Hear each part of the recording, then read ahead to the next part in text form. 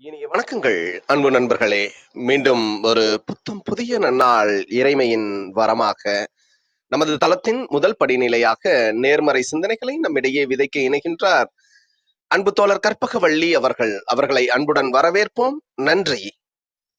அனைவருக்கும் வணக்கம்.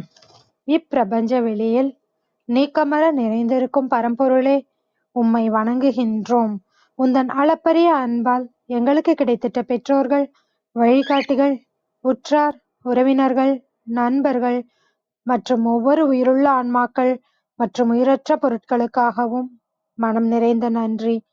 உந்தன் அபரிமிதமான படைப்பால் இப்பூவுலகு உந்தன் எழில் நிறைந்த இயற்கையாலும் நிறை வளங்களாலும் நீடித்த நலங்களாலும் ஆகச்சிறந்த நேர்மறை எண்ணங்களாலும் இவ்வுன்னத உலகிலும் எங்கள் உயிர் துடிப்புள்ள உள்ளங்களிலும் நீக்கமற நிறைந்துள்ளது.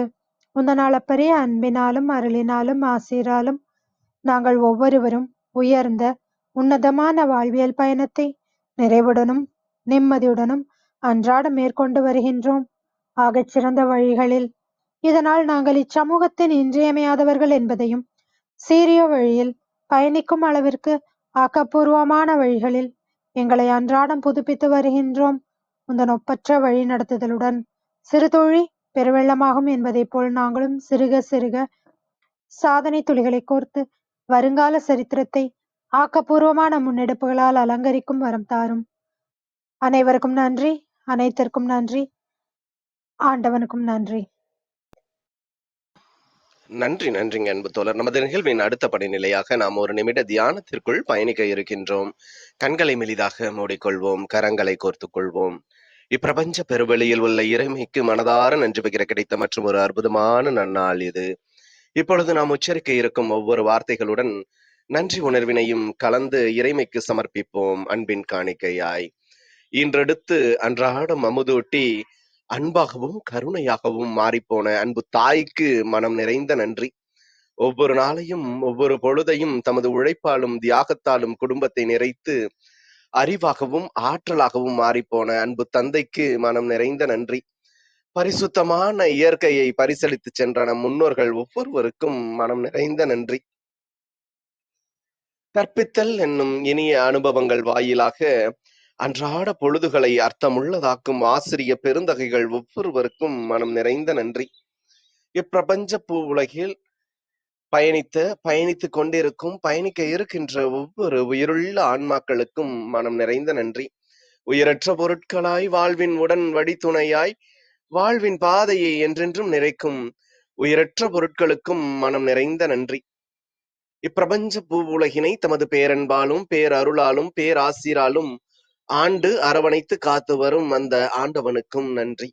இப்பொழுது நமது சுவாசத்தின் ஓசையில் அது பயணிக்கும் பாதைகளில் நாமும் ஒரு நிமிடம் இணைந்து பயணிப்போம், நம் மூச்சின் சுவாசத்தினை சீர்மைப்படுத்தியவர்களாய்.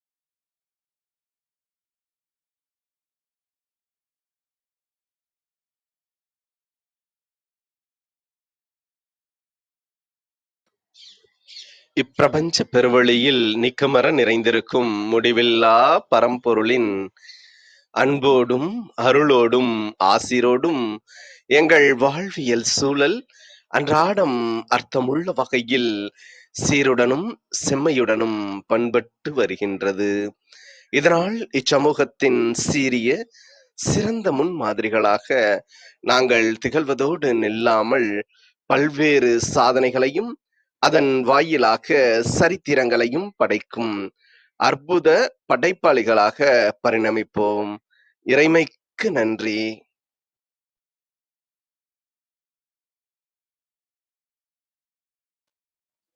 இனிய வணக்கங்கள் அன்பு நண்பர்களே.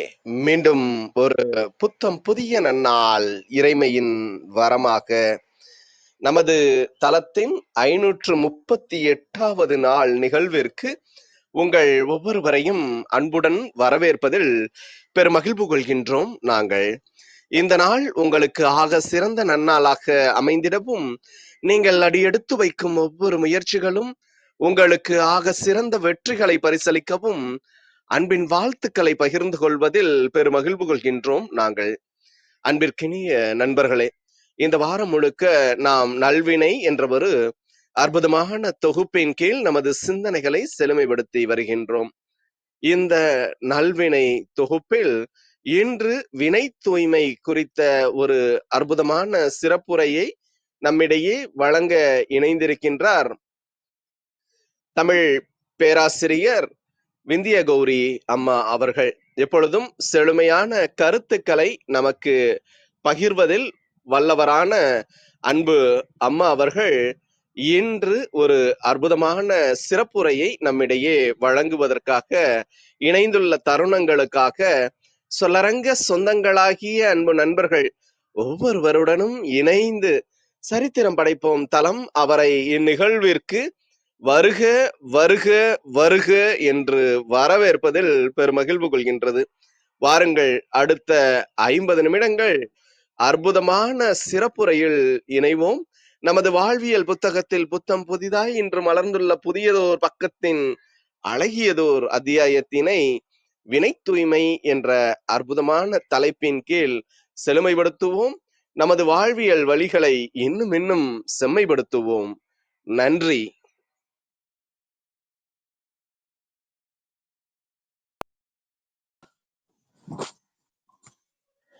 அனைவருக்கும் வணக்கம். சரித்திரம் படைப்போம் தளம் பல சாதனைகளை செய்து வருகின்றது. நமக்கெல்லாம் பிடித்த ஒரு தளம்.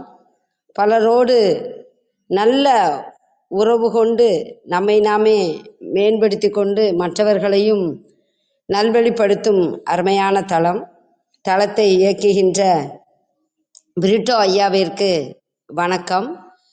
வாய்ப்பிற்கு நன்றியை மனமகிழ்வோடு உரித்தாக்குகிறேன். மற்ற அனைவர்களுக்கும் நான் நன்றியை உரித்தாக்குகிறேன். வினை தூய்மை, நம்மளுடைய எண்ணம், சொல், செயல் மூன்றும் ஒரே நிலையில் இருந்தால் மகத்துவமான வினை என்றால் செயல், பல செயல்களை நாம் செய்யலாம். எண்ணம்தான் முதல்ல. எண்ணம் போல் வாழ்வு என்பது பழமொழி. நல்ல எண்ணம் நம்மளை நல்ல வண்ணம் இந்த பிரபஞ்சத்தில் வாழ வைக்கும். திருவள்ளுவர் வினை தூய்மை அப்படின்ற அதிகாரத்துல 10 குறள்கள்ல பல செய்திகளை கொடுத்திருப்பாரு. அது நமக்கு பயனுடையதா இருக்கும். நாம் செய்கின்ற நல்ல காரியத்தின் சிறப்பு நாம் விரும்பிய அனைத்தையும் தரும். நல்ல செயல் நமக்கும் நன்மை தரும், மற்றவர்களுக்கும் நன்மை தரும். அது மட்டுமல்ல, நன்மையும் புகழும் தராத நல்லது அல்லாத தீய காரியங்களை நாம் என்றைக்குமே செய்யாமல் விட்டொழிக்க வேண்டும். அறிவுங்கிறது என்ன? இது நல்லது, இது கெட்டது, இதை செய்யணும், இதை செய்யக்கூடாது, இதை அறிதலே அறிவு. இன்றைய வாழ்க்கைக்கு ஏற்றாற்போல் பல திறமைகளை வளர்த்து கொண்டு வாழ்வது அறிவு. கணினியை பயன்படுத்த தெரியாது என்று இன்றைக்கு யாராலும் சொல்ல முடியுமா? சொல்ல முடியாது. கணினி யுகமாத்தான் இன்றைக்கு இருக்குது.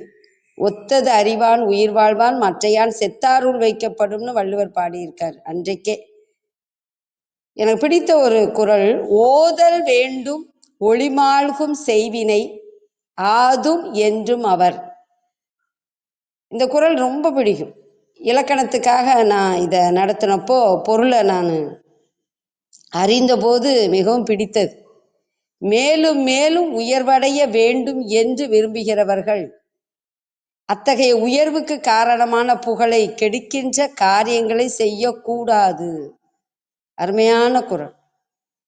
நம்மளோட இன்பத்திற்காக ஒரு காரியத்தை செய்யணும்னு நினைப்போம், ஆனா செய்யக்கூடாது. அது செய்தோமானால் அது நம்மளை இகழ்வான வாழ்விற்கு இழுத்து செல்லும்னு அறிந்து நம்ம செய்யக்கூடாது. எப்படி ஒரு நல் வழிகாட்டியா நம்ம திருவள்ளுவர் நமக்கு இருக்காருன்னு பாருங்களேன். நமக்கெல்லாம் அவர் குரு. அவரோட அந்த திருக்குறள்கள் தான் நம்மளை வழிநடத்தி செல்கின்றன. பள்ளியிலே நம்ம படிச்சிருக்கோம். ஒவ்வொரு குறளும் ஒரு இக்கட்டான சூழ்நிலையில நம்மளை அது வழி நடத்தும். தடுமாற்றம் இல்லாது தேர்ந்து தெளிந்த அறிவுடையோர் துன்பத்தில் சிக்கி அவதிப்பட்டாலும் அத்துன்பத்தை போக்கிக் கொள்வதற்காக கூட இழிவான காரியங்களை செய்ய மாட்டார். இதை நான் வாசித்த போது எனக்கு தோன்றியது ஹரிச்சந்திரனுடைய கதை தான். ஹரிச்சந்திரனுடைய கதையை ஒரு பெரிய நூலில் ஆசிரியர் எழுதியிருந்தார். அதை நான் படித்தேன். என்னோட 2 பிள்ளைகளுக்கும் அந்த கதையை சொன்னேன். சிறு பிள்ளைகளாக இருக்கப்பவே நான் கதையை சொன்னேன். பொய் சொல்லக்கூடாது அப்படின்னு ஒரு வைராக்கியம். எவ்வளவு கஷ்டம் வந்தாலும் அதை அவர் செயல்படுத்தினார். மனைவியை பிரிந்த போதும், மகனை பிரிந்த போதும், மகனை இழந்த போதும் கடைசி வரைக்கும் பொய் சொல்லலை. அவ்வளோ சூழ்நிலை கடைசியாவது அவர் பொய் சொல்லியிருக்கலாம், சொல்லலை. நமக்கெல்லாம் மிகப்பெரிய ஒரு முன்மாதிரி ஹரிச்சந்திரன் தான். பொய், களவு, காமம், கோபம், கொலை, பஞ்சமா பாவங்கள். இதில் முதல்ல சொல்றது பொய்யத்தான். பொய் சொல்லவே கூடாது. அப்போ நாம் தெளிவாக இருக்கணும். நம்மளோட வாழ்க்கை இப்படித்தான் அப்படின்னு நாம் முடிவு பண்ணி வாழணும். நல்ல செயல்களை நாம் செய்யணும். சில சமயங்களில் நம்ம அறியாமல், நம்ம சாதாரண மனிதர்கள் தானே, ஒரு தவறு செய்துட்டோன்னா இந்த தவறை நம்ம செய்துட்டோம், இனிமேல் செய்யக்கூடாது அப்படின்றதுல உறுதியாக இருக்கணும். செய்யவே கூடாது. அது அழகா வள்ளுவர் சொல்றார், செய்தது எண்ணி பிறகு வருந்துவதற்கு காரணமான தீய காரியங்களை செய்யக்கூடாது. அப்படிப்பட்ட காரியங்களை தவறி ஒருமுறை செய்ய நேரிட்டு விட்டாலும் மீண்டும் அத்தவறு நிகழாமல் கவனித்துக் கொள்வது நல்லது அப்படிங்கிறார். ஆமா, மீண்டும் மீண்டும் தவறு செய்யக்கூடாது. நல்வினையை பற்றி பேசணும் அப்படின்னா தீவினை என்னன்றதையும் நம்ம தெரிஞ்சுக்கிட்டா தான் அதை நம்ம செய்யாமல் நல்வினைகளை செய்வோம், நல்வாழ்வு வாழ்வோம். அதுக்கு வள்ளுவர் அருமையாக சொன்னார். வட மொழியில் உள்ள நூல்களை விட நம்ம நூல் சிறப்பு. அறநூல்களில் நான் சொல்கிறது, ஈன்றால் பசி காண்பான் ஆயினும் செய்யற்க சான்றோர் பழிக்கும் வினை. பெத்த தாய் பசிச்சிருந்தா கூட திருடி நீ உணவை கொடுத்துறாத அப்படின்ற அர்த்தத்தில் அவர் எழுதுறார். அருமையான குறள். இந்த குறள் நாம் அனைவரும் அறிந்ததே. அதனால நாம் பழி பாவம் சூழும் இழிவான காரியங்களை செய்வதால் அடைகின்ற அந்த வாழ்வை விட கீழான காரியங்கள் செய்யாததால் பெரியோர் பெறுகின்ற துன்பமும் வறுமையும் மேலானதே என்பதை அறிந்து நாம் வாழ வேண்டும். அப்ப நம்ம என்ன செய்யணும்? நம்ம செய்கின்ற தொழிலே தெய்வம். தெய்வத்தை வணங்குகின்ற நாம் ஊழல் செய்யக்கூடாது, லஞ்சம் வாங்கக்கூடாது. அர்ப்பணிப்பு உணர்வோட எந்த தொழில்னாலும் அந்த தொழிலை, நல்ல தொழிலை சிறப்பாக நாம் செய்யணும். அப்படி நம்ம செய்தோம்னா அந்த செயலால் பலருக்கும் நன்மை கிட்டும். இன்றைக்கு சிலர் சுயநலம் கருதி பணக்காரர் ஆகணுன்றதுக்காக, பேரும் புகழும் எடுக்கணுன்றதுக்காக சில தவறான செயல்களை செய்கிறாங்க. அப்படி செய்யக்கூடாது. நம்ம வாழ்க்கையில் பார்த்துருக்கோம். தீயவற்றை தீயவை என்று வெறுத்து ஒதுக்காமல் அவற்றையே மேலும் மேலும் தொடர்ந்து செய்தாருக்கு முதலில் நன்மைகள் வருமானாலும் முடிவில் அத்தீய செயல்கள் மிகுந்த துன்பத்தையும் கேட்டையுமே தரும். அதுதான் உண்மை. எங்கள் தாத்தா சொல்லுவாராம், பச்சை மரத்தை வெட்டக்கூடாது, பாலில் தண்ணியை ஊற்றக்கூடாது, இதெல்லாம் மிகப்பெரிய பாவச் செயல் அப்படிம்பாங்க. இன்னும் இருக்குது பாவச் செயல்கள், இந்த ரெண்டும் முக்கியம். எங்கள் ஊரில் நான் பார்த்துருக்கேன், ஒருத்தர் பால் பண்ணை வச்சுருந்தார். பாலில் தண்ணியை ஊற்றி ஊற்றி அமோகமான வாழ்வு, ஏழையாக இருந்தவர், அவ்வளோ செல்வம். இப்போ அவங்களோட நிலைமை ஒன்றுமே இல்லை. ஏழ்மைனா ஏழ்மை, அப்படி ஒரு ஏழ்மை கண்ணுக்கு முன்னாடி பார்த்ததான். அப்போ நமக்கு செல்வம் கிடைக்கும் அப்படின்றதுக்காக பலரோட வாழ்க்கையை அழித்து நம்ம வாழணுன்ற அவசியமே இல்லை. அந்த எண்ணம் நமக்கு வரவே கூடாது, அந்த செயலை நம்ம செய்யவே கூடாது. அழகா எழுதியிருக்கார் வள்ளுவர், என்னோட வாழ்க்கைய நான் நல்லா அமைச்சுக்கிட்டேன் அப்படின்னா நான் திருக்குறளை படித்து தான். கல்லூரியில் திருக்குறளை நான் படித்து, நேரம் கிடைக்கப்பெல்லாம் படித்து, அதில் உள்ள திருக்குறளோட பொருளை நான் நல்லா வாசித்து, பொருளைத்தான் வாசிப்பேன், அப்புறம்தான் திருக்குறளை வாசிப்பேன். இன்னைக்கு நல்வினை அப்படின்ற அதிகாரத்தை எடுத்துக்கிட்டு பொருளெல்லாம் தேவையானதை எடுத்து முக்கியமான குறளை நான் உங்களுக்கு சொல்கிறேன். அந்த திருக்குறள் நம்மளை வாழ வைக்கும். அளக்கொண்ட எல்லாம் அளப்போம், இழப்பினும் பிற்பயக்கும் நற்பாலவை. அருமையான குறள், பிடித்த குறள். இதை படித்தோம் அப்படின்னா தவறே செய்ய மாட்டோம். நாம பிறர் வருந்தி அள பறித்து கொண்ட செல்வம் அப்படி பெற்றவனை அள வைத்துவிட்டு போய்விடும்.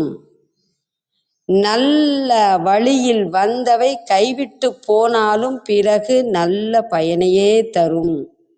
நான் உண்மையா இருந்தேன், நேர்மையா இருந்தேன், நன்மைகளைத்தான் செஞ்சேன், எனக்கு ஏன் இத்தனை கஷ்டம், இப்படி இழந்துட்டனே அப்படின்னு வருத்தப்பட்டோன்னா நாம அடுத்து தைரியமா இருக்கணும். நம்மளோட வாழ்க்கைய நல்லா கொண்டு செலுத்தணும். வள்ளுவர் அதை சொல்றாரு, நீங்க உங்க வாழ்க்கையில நல்லா இருப்பீங்கிறார். ஏன்னா நீங்க எந்த தவறும் செய்யலை. ஆனா அவங்க அநியாயம் பண்ணி எப்படி வசதியா இருக்காங்க. நான் எங்க ஊர்ல ஒருத்தரை பார்த்துருக்கேன், அவர் கொஞ்சம் பொல்லாதவர் தான், ஊருக்கே கெடுதல் செஞ்சவர் தான். ஊரை விட்டெல்லாம் ஒதுக்கி வச்சாங்க. அப்புறம் அவர் திருந்தினதும் ஏற்றுக்கிட்டாங்க. இது எதுக்கு சொல்கிறேன்னா, நான் கண்கூட பார்த்தது. ஊருக்கே பகையாக இருக்கலாமா, ஊரோடு பகைக்கின் வேருடன் கெடும். நாட்டம்மா படத்தில் ஒதுக்கி வைப்பாங்க இல்லையா, அது படத்தில் மட்டும் இல்லை, வாழ்க்கையில் நான் பார்த்துருக்கேன். ஏன்னா உண்மையாக இல்லை, நேர்மையாக இல்லை, ஊருக்கு செய்யணும் இல்லையா. ஊர் தான் ரொம்ப முக்கியம், நம்மளை வாழ வைக்கிறது, அனைத்திலும் நம்மளை வாழ வைக்கிறது. ஊருக்கு நம்ம பேரெடுத்து கொடுக்கணும். நாம் நம்மளை நேசிக்கணும். நம்மளை நேசிச்சாதான் கடவுளையே நேசிக்க முடியும். நமக்குள்ளதான் கடவுள் இருக்கார். அதுக்கு ஒரு கதை நான் படித்தேன், ரொம்ப பிடிக்கும். ஒரு பணக்காரரு, அவர் வீட்டு கொல்லையில் ஒரு வாழைத்தாறு நல்லா விளைஞ்சு இருந்துச்சு. பணக்காரரு வேலைக்காரனை கூப்பிட்டு, இந்த வாழைத்தாரை கோயிலில் போய் கொடுத்துரு, நான் சொல்லியிருக்கேன் அப்படிம்பார். சரின்ட்டு பெரிய வாழைத்தார் தோளில் தூக்கிட்டு அவர் போவார். சிறிது தூரம் நடக்கணும். நடந்து போகிறப்போ அவருக்கு பசினா பசி, அப்படி ஒரு பசி. என்ன செய்யன்னு தெரியாமல், துணிச்சலாக பசி தாங்காமல் நடக்கிறது நடக்கட்டும்னு வயதானவராக பசி பொறுக்காம அந்த வாழைத்தாரில் 2 பழம் நல்லா பழுத்திருக்கும், அதை பிச்சு தின்றுவார். கோயிலில் கொடுத்துட்டு வந்துடுவார். நல்ல விளைஞ்ச வாழைத்தாறு கோயிலுக்கு பயனுடையதாக இருக்கும், தெய்வத்துக்குன்னு கொடுத்துட்டு வந்துடுவார். அன்றைய இரவில் முதலாளியோட கனவுல கடவுள் சொல்லுவார், எவ்வளோ பெரிய வாழைத்தார், எத்தனை காய்கள், ஆனால் நீ எனக்கு 2 கனிகளைத்தான் நீ கொடுத்த அப்படிம்பார். விழித்து மறுநாள் விசாரிப்பார் அந்த பெரியவற்றை. அவர் உள்ளதை சொல்லிடுவார், ஐயா என்னால் பசி தாங்க முடியல, அதை சமைக்கவும் முடியல, அந்த 2 பழத்தை திண்ட தெம்ப சமைக்கலாமே அப்படின்னு சொல்லிட்டு நான் செஞ்சிட்டேன் ஐயா, நான் தின்னுட்டேன், தவறு தான், உங்கள்கிட்ட சொல்லியிருக்கணும், சொல்லலை, மன்னிச்சுக்கோங்க ஐயாம்பார்.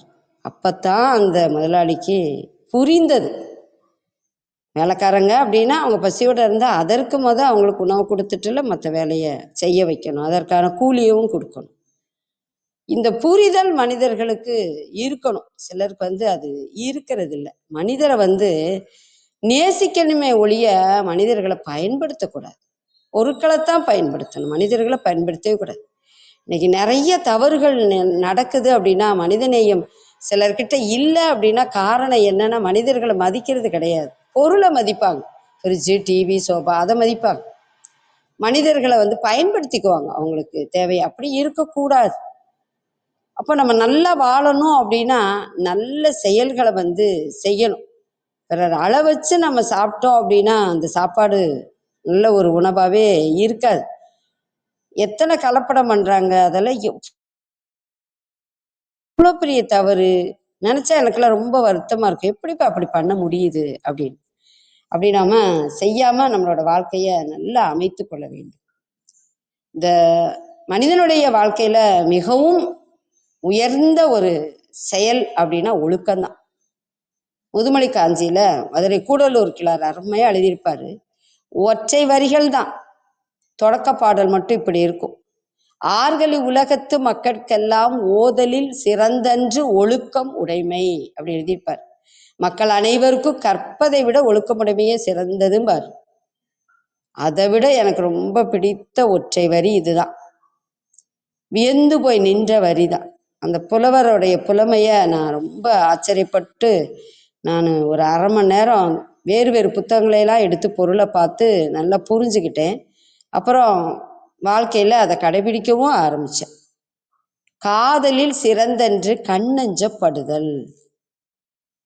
இப்போ என்னையெல்லாம் யாரும் நேசிக்கலாட்டா நான் வருத்தப்பட மாட்டேன், அன்பல்லனாலும் வருத்தப்பட மாட்டேன். பெத்த பிள்ளைங்கனாலும் யாருனாலும் தாய்னாலும் சகோதரிகள் யாருனாலும் சரிதான், மாணாக்கர் யாருனாலும் சரிதான். ஏன் அப்படி மாறினேன்னா அந்த ஒற்றை வரி என்னை மாற்றியது. ஆனா மனிதனாக பிறந்தவன் பிறர் மதிக்கும்படி வாழ வேண்டும். அதுதான் உயர்வானது. நம்ம ஒழுக்கமா இருந்தா எல்லாரும் கையெடுத்து கும்பிடணும்னு அவங்களுக்கு தோணும். கையெடுத்து கும்பிடட்டாலும் மனசுக்குள்ள தோணும், அப்படி வாழணும். வள்ளுவர் அழகா எழுதியிருப்பார், தன்னுயிர் தானற பெற்றான ஏனைய மண்ணுயிர் எல்லாம் தொழும்பார். அப்போ பிறர் மதிக்கும்படி வாழன்னா நம்ம என்ன செய்யணும்? போது அறிவா இருக்கணும், அன்பா இருக்கணும் எல்லா உயிர்களிடத்தும். அந்த அறிவு தான் நம்மளுக்கு சொல்லி கொடுக்கும். இது நல்லது இதை செய், இது கெட்டது செய்யாதன்னு சொல்லி கொடுக்கும். அப்போ பிறர் நம்மளை என்ன செய்வாங்க? மதிப்பாங்க. நம்ம தொண்டு செய்தோன்னு, தொண்டுங்கிறது என்ன? நம்மளோட எண்ணமும் தொண்டு செய்யணும்னு நினைக்கணும். நம்மளோட சொல்லு இனிமையானதா இருக்கணும். ஒற்றை சொல் பிறரை வாழ வைக்கும், நம்மளோட செயலும் வாழ வைக்கும். ஏன்னா பணம் கொடுக்க முடியலை அப்படின்னா அவங்க நல்லா இருக்கணும்னு உடம்பால் அவங்களுக்கு உதவி செஞ்சிடலாம். பணம் கொடுக்க முடியும், உடம்பால் செய்ய முடியாதுன்னா பணத்தை கொடுத்துடலாம், அவங்களுக்கு அது பயனுடையதா இருக்கும். ரெண்டுமே முடியலன்னா பரவாயில்ல, திரும்ப திரும்ப திரும்ப அவங்க நல்லா இருக்கணும்னு நம்ம மனசால நினைச்சோன்னா அவங்களோட அந்த நல்ல செயல் நடக்கணும் அப்படின்னு இறைவனிடம் மனமுருகி வேணும்னா உறுதியா நடக்கும். கடவுள் அதற்கான ஏற்பாடை செய்திருவார். இன்னும் ஒரு அருமையான வரி, சீருடை ஆண்மை செய்கையின் அறிப. இப்போ நான் சொல்றேன், ஆனா செய்யலைன்னா யாருமே மதிக்க மாட்டாங்க. நான் நினைக்கிறேன், நான் சொல்லலைன்னாலும் அதனால பயனே கிடையாது. எண்ணம் இருக்கணும், இனிமையா அது சொல்லாகணும், நல்லா செய்யணும். சிலதை சொல்லாமலே செஞ்சிடணும். அதை நம்மளுக்கு கற்றுக் கொடுக்குறாரு. சீருடை ஆண்மை செய்கையின் அறிப. இந்த வரி படித்த உடனே பொருளை தேடி படித்தேன், ரொம்ப பிடிச்சிருந்தது. புகழ்மிக்க ஒருவனின் முயற்சியை அவன் செய்து முடிக்கும் செயலினால் அறிந்து கொள்வர். நம்ம செய்கிற செயல்தான் நம்ம யாருன்னு காட்டும். இப்போ அம்மா சுவையாக சமைச்சிட்டாங்க அப்படின்னா எல்லாரும் வயிறார நம்ம சாப்பிடுவோம். அப்போ அவங்கள நம்ம ரொம்ப நினைப்போம். உண்டி கொடுத்தோர் உயிர் கொடுத்தோரே. அருமையான பாடல் இது, மணிமேகலையில் எழுதியிருப்பார். அவ்வளோ அருமை. நம்ம தாய், நம்மளோட பெண் பிள்ளைகள், அக்கா, தங்கை யாருனாலும் சரிதான், ஆண்களும் அருமையாக சமைச்சு நம்மளுக்கு கொடுக்குறாங்க. அந்த உணவு நம்மளுக்கு உயிரை கொடுக்குது. இந்த செயல் இதை நினச்ச உடனே உங்ககிட்ட நான் பகிர்ந்துக்கணும்னு நினச்சது இதுதான்.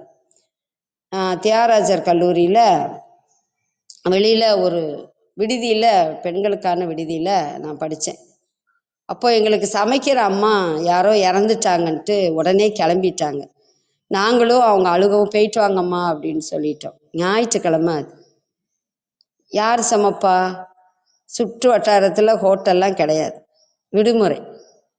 ஆளுக்கு ஒரு வேலையை செய்வோம். அப்போது ஒரு அக்கா, அந்த அக்கா சொன்னாங்க, நான் சமைக்கிறேன் இன்னைக்கு, எனக்கு உதவி செய்யுங்க. நாங்கள் செய்கிறோம் அப்படின்னு மகிழ்ச்சியாக செஞ்சோம். காலையில் பூரி மசாலா அம்மா வச்சுட்டாங்க, அதனால அதை சாப்பிட்டுக்கிட்டோம்.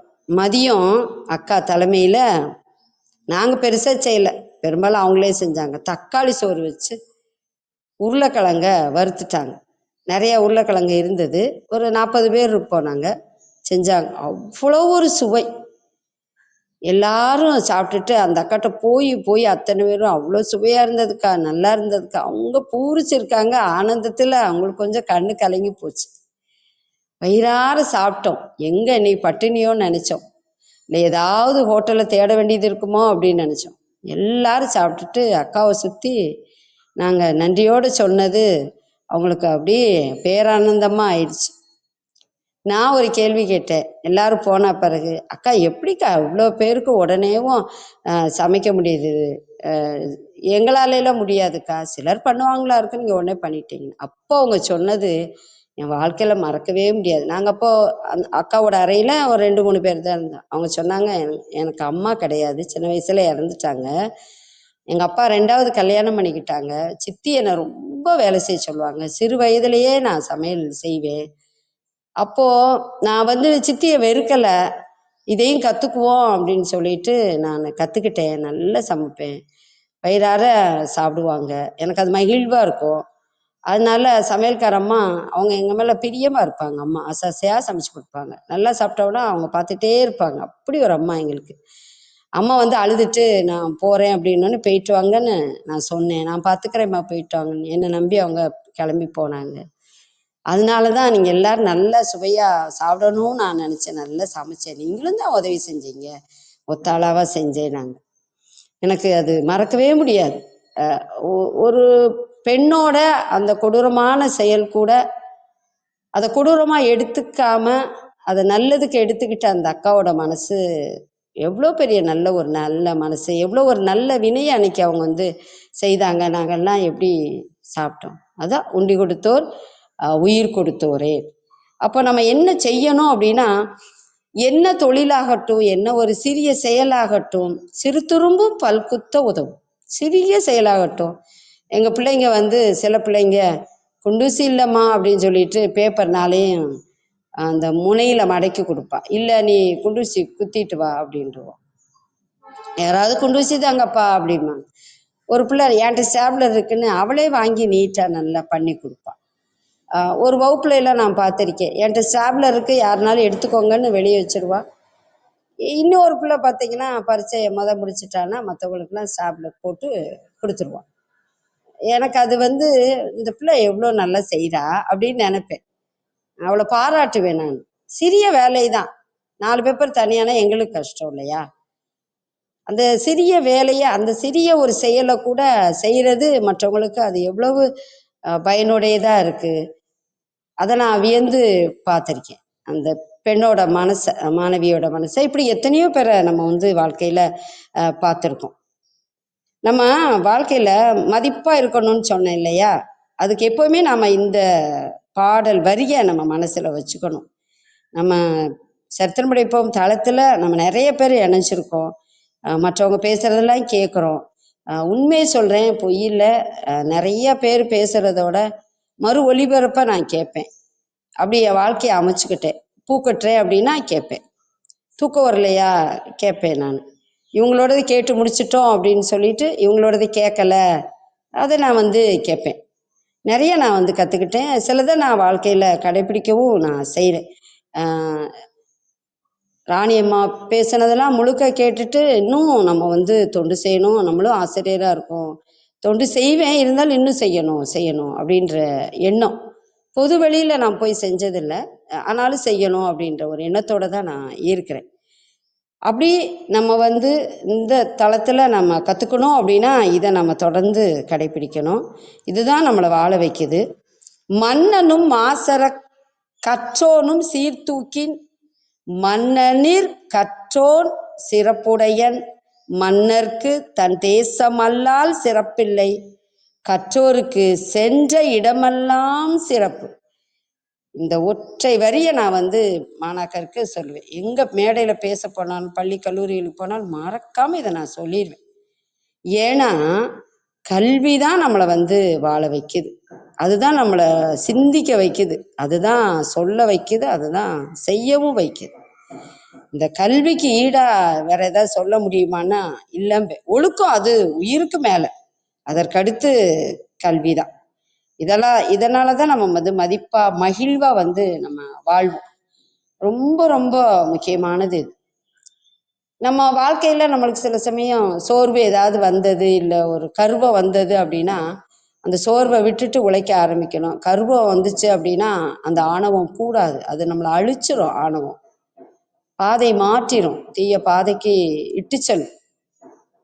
அப்போ ஒன்று மட்டும் நம்ம எல்லாருமே நினைப்போமே, உண்பது நாளில் உடுப்பது 4 முழம் 80 கோடி நினைந்து எண்ணுவன கண் புதைந்த மாந்தர் குடி வாழ்க்கை மண்ணின் களம் போல சாந்துணையும் சஞ்சலமே தான். ரொம்ப ஒரு நல்ல பாடல். மூதுரை அப்படின்றதுல அவையார் எழுதியது. இந்த 2 பாடல்களும் நமக்கு ரொம்ப பயனுடையதாக இருக்கும். நல்வினை செய்ய நம்மளை வந்து தூண்டும். இன்றைக்கு நிறைய பேர் ஆடைகளுக்கு தான் முக்கியத்துவம் கொடுத்து ஒரு வீட்டில் எடுத்துட்டோன்னா அளவே இல்லாமல் தான் ஆடைகள்லாம் இருக்குது. குறிப்பாக பெண் பிள்ளைகளுக்கு அவ்வளோ தேவையில்லை. உணவுக்கு இன்னைக்கு எங்கே பார்த்தாலும் ஹோட்டல் தான், ஃபாஸ்ட் ஃபுட்டு தான். நல்ல உணவுனா ஏற்றுக்கொள்ளலாம், என்றாவது ஒரு நாள் வெளியே நம்ம வந்து சாப்பிட்லாம். எப்போ பார் வெளியன்றது உடம்பு பாழாயிடும். சிலர் அளவுக்கு அதிகமாக சாப்பிடுவாங்க. அவங்களோட வாழ்க்கை லட்சியமே விதவிதமான உணவை உண்பது தான். அப்படிலாம் இருக்கும். அந்த நபர்லாம் மாறணும். ஆடை முகத்தில் இருக்கிற நபர்லாம் மாறணும். இது பூமிக்கும் அழிவு தான். சாயத்தை காய்ச்சி காய்ச்சி இந்த பூமியில் விட்டால் என்ன ஆகும்? பூமி வந்து மாசாகும். அப்புறம் உணவு உற்பத்தி பொருள் எல்லாம் சரியாக இருக்காது. முன்பு நம்மெல்லாம் பெரியவங்களாம் அந்த தளத்தில் நிறைய பேர் இருக்கும். முன்பு நாட்டு தக்காளி பழத்தில் ரசம் வச்சா எப்படி இருக்கும், தக்காளி குழம்பு வச்சா, தக்காளி கூட்டு வச்சா, தக்காளி சட்னி வச்சா எவ்வளோ ருசியாக எப்படி இருக்கும். எங்கள் தோட்டத்தில் தக்காளி போடுவாங்க. அதிகாலையில் விடிந்து விடியாத அந்த வைகறை பொழுதுக்கே நடந்துருவோம். லேசாக விடியும் பார்த்தோன்னா நிறைய தக்காளியை மடியில் பெருக்கி பக்கத்தில் வரப்பில் வந்து கூட வச்சுருப்பாங்க. அதில் போட்டு போட்டு போட்டு மொத்தமாக சேர்ப்பாங்க. அப்படி தக்காளி பறிக்கிறப்பவே நல்ல தக்காளியை நாங்கள் திம்போம். 2 3 தின்றுவோம் பறிக்கிறதுக்குள்ளே. அவ்வளோ நல்லாயிருக்கும். இன்றைக்கு அப்படி தக்காளியாக இருக்குது. ஃப்ரிட்ஜில் 1 மாதம் இல்லை 2 மாதம் போட்டால் கூட எனக்குன்னு அது வாட்டுக்கு இருக்குது. அரோமனையில் தக்காளியை அறுத்து போடுற மாதிரியே இருக்குது. நாங்களாம் தக்காளியை, நாட்டு தக்காளியை பிசைஞ்சு போட்டு வைப்போம்.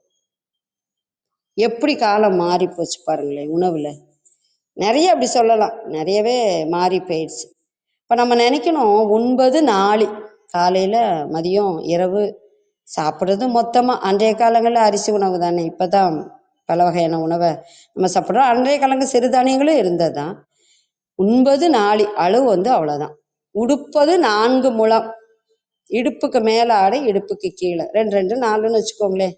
4 முழம் 80 கோடி நினைந்து எண்ணுவன கண் புதைந்த மாந்தர் குடி வாழ்க்கை. நம்மளோட வாழ்க்கை எப்படி இருக்கு? மண்கலம் போல.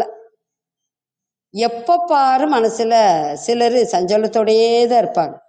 ஒரு மகிழ்வா, ஒரு திருப்தியா, போதும் அப்படின்னலாம் கொஞ்சம் பேர் இருக்கவே மாட்டாங்க. அப்படி வாழ்க்கையை அமைச்சுக்குவாங்க. அப்படிலாம் இருக்க வேண்டியது இல்லை. என்னத்தை கொண்டு போக போகிறோம்? நல்லா வாழ்ந்துட்டு போவோம். நாமளும் மகிழ்ச்சியாக இருப்போம், மற்றவங்களும் மகிழ்ச்சியாக இருக்கிற மாதிரி பார்த்துப்போம். நாமளும் நல்லா வாழ்வோம், மற்றவங்களையும் நல்லா வாழ்கிறதுக்கு வேண்டிய உதவிகளை செய்வோம் அப்படின்னு நாம் என்ன செய்யணும் நினைக்கிறோம். நம்மளோட சொல்லு அவங்களுக்கு நல்ல ஒரு செயலை உருவாக்கும். நாம் செய்வோம், நம்மளை பார்த்து அவங்களும் செய்வாங்க. இப்போ ஒரு கணவன் மனைவியும் இருக்கிறாங்கன்னா அவங்க நல்ல வாழ்க்கை வாழ்ந்தா கல்யாணம் ஆகாத பிள்ளைங்க நினைப்பாங்க, இவங்க எப்படி கணவனும் மனைவியா அன்பா அப்படி இருக்காங்க, நம்மளும் அப்படித்தான் கல்யாணம் ஆனால் இருக்கணும் அப்படின்னு அந்த எண்ணம் வரும்.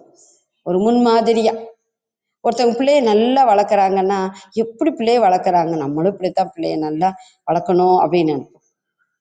சிலர் கைத்தொழில் நல்லா செய்வாங்க. கிராமத்தில் நாங்கள்லாம் பார்த்து அதெல்லாம் கற்றுக்குவோம். இந்த கூடை பின்னுறது, சாப்பாடு வைக்கிற கூடை, வயர் கூடை பின்னுறது நாங்கள்லாம் பின்னிருக்கோம். உள்ளன் துணியில் அந்த நூலில் நாங்கள் சின்ன சின்ன பர்ஸு செய்வோம், ஹேண்ட்பேக் செய்வோம். அதெல்லாம் தோழிகளுக்கு, உறவினர்களுக்கு பரிசாலாம் கொடுப்போம். குரோசா வயர்ல எல்லாம் எங்கள் அக்கா கூட பின்னி கொடுப்பா, அத்தனை அழகாக இருக்கும். ஹேண்ட்பேக்கும் நாங்கள் பின்னியிருக்கோம். எங்களுக்கு தென்னை மரம் உண்டு, 12 உண்டு கிணத்து பக்கத்தில். அதில் பார்த்தீங்கன்னா தென்னை கீற்றில் குளிக்கிறதுக்கு என்ன செய்வாங்க, அந்த கிடுகு பின்னுவாங்க. நானும் அதை பார்த்துட்டு நானும் எங்கள் கூட இருக்கிற மற்ற பெண்களும், வயலில் வேலை செய்கிறவங்களும், எங்கள் அக்கா தங்கை நாங்கள்லாம் எங்களுக்கும் சொல்லித்தாங்க அப்படின்னு நாங்களும் பின்ன கற்றுக்கிட்டோம். இப்போ பின்றதை பார்த்தாலே பின்னிடுவோம். இவ்வளோ ஆண்டுகள் ஆனாலும் நல்லா தெரியும். கிராமத்தில் சொல்லுவாங்க, கண் பார்த்தா கை செய்யணும்பாங்க. இந்த வரி எனக்கு பிடிக்கும். கண் பார்த்தா கை செய்யணும். அது பல பொருளை தரும். இந்த உணவுப் பொருளை தொடக்கூடாது அப்படின்னா தொடக்கூடாது. கண் பார்க்கும், ஆஹா இது நல்ல உணவு இல்லை, ஆரோக்கியமான ஒன்றும் தொடக்கூடாது. அப்போ தொழிலுக்கு சொல்லி கொடுத்துருக்காங்க ஔவையார். கைவினை கரவேல் என்னன்னா, உனக்கு கைவசமாகிய தொழிலை மறைத்து விடாதே, அதனை மற்றவர்களுக்கும் கற்றுக்கொடு. ஆமாம், கிராமத்தில் ஒரு தொழில் செய்யணும், எதுக்கு சும்மா இருக்க, நீயும் கற்றுக்கோ, நாலு பின்ன அந்த தொழிலால் வருமானம் ஒரு உதவியாக இருக்கும், 4 பேருக்கு நீயும் என்ன செய்யலாம், சொல்லி கொடுக்கலாம் அப்படின்னு சொல்லி தருவாங்க. அப்போ அந்த வினை அவங்களையும் வாழ வைக்கும், மற்றவர்களையும் வாழ வைக்கும்.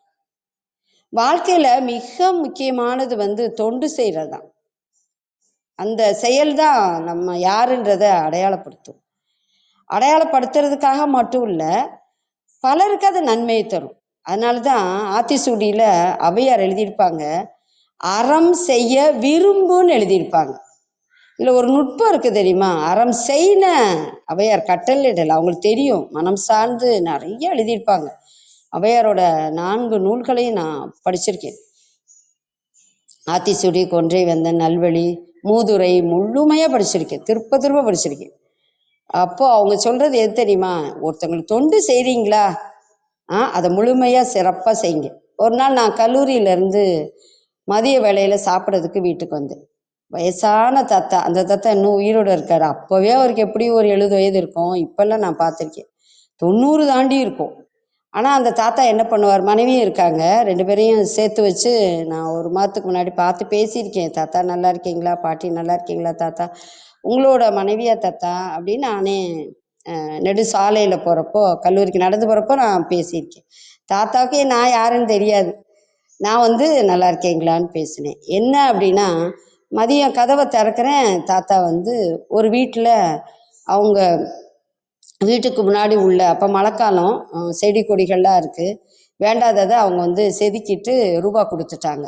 தாத்தா 30 ரூபா வாங்கிட்டு எங்கள் வீட்டு அந்த முன்பகுதி திறந்து இருந்ததுனால அங்கே உட்காந்து சாப்பிடுவோம், வெயிலாக இருக்கே அப்படின்னு தாத்தா நினச்சி நடந்து வந்திருக்காங்க எங்கள் வீட்டுக்கிட்ட. நான் உள்ளே வாங்க தாத்தா அப்படின்னு கதவை திறந்தோன்னு உள்ளே உட்காந்துட்டார். நான் கதவை திறக்கிறேன், தாத்தா சாப்பாடை பார்க்குறேன், தூக்குச்சட்டியில் வெறும் பழைய சோறு, கடிச்சிக்க கூட ஒன்றும் இல்லை, அவ்வளோ ஏழை. என்ன தாத்தா சோத்துக்கு வெஞ்சனம் ஒன்றும் இல்லையா அப்படின்னு.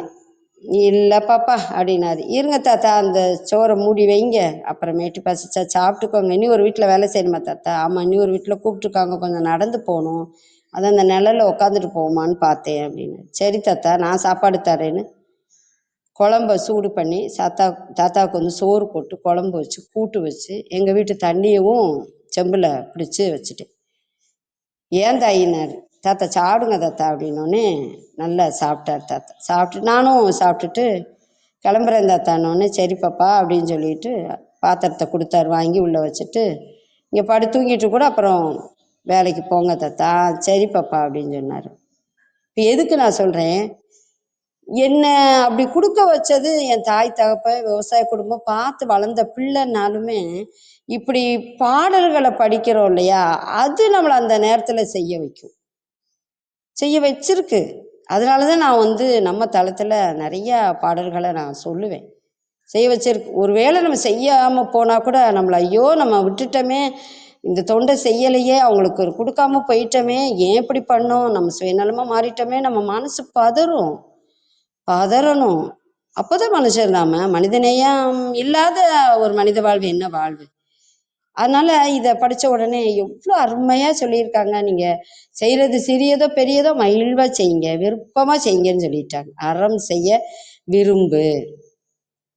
இந்த தளத்தில் நம்ம ஆண்கள் பெண்கள் இருக்கோம். அதுக்காக நான் இதை சொல்லலான்னு காலையில் எழுந்து இதை நான் தயாரிப்பு செய்தேன்.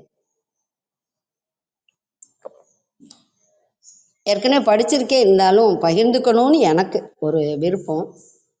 ஆண்கள் வாழ்க்கையை கல்யாணம் ஆன ஆண்கள் இல்வாழ்க்கையை எப்படி பார்த்துக்கணும், இல்லறத்தில் இருக்கிறவங்க எப்படி பார்த்துக்கணும் அப்படின்னு வள்ளுவர் அருமையாக சொல்லியிருக்கார். இதை பார்த்துக்கிட்டு தான் நான் நிறைய தெரிஞ்சுக்கிட்டேன், படிச்சுக்கிட்டேன். இல்வாழ்க்கைன்ற அதிகாரத்தில் இல்வாழ்வான் என்பான் இயல்புடைய மூவர்க்கும் நல்லாற்றின் நின்ற துணைன்னு எழுதியிருப்பார். நல்ல குடும்ப வாழ்க்கையை மேற்கொண்டு வாழ்பவன் வேந்தர்க்கும் துறவிக்கும் சுற்றத்தாருக்கும் நல்ல துணை.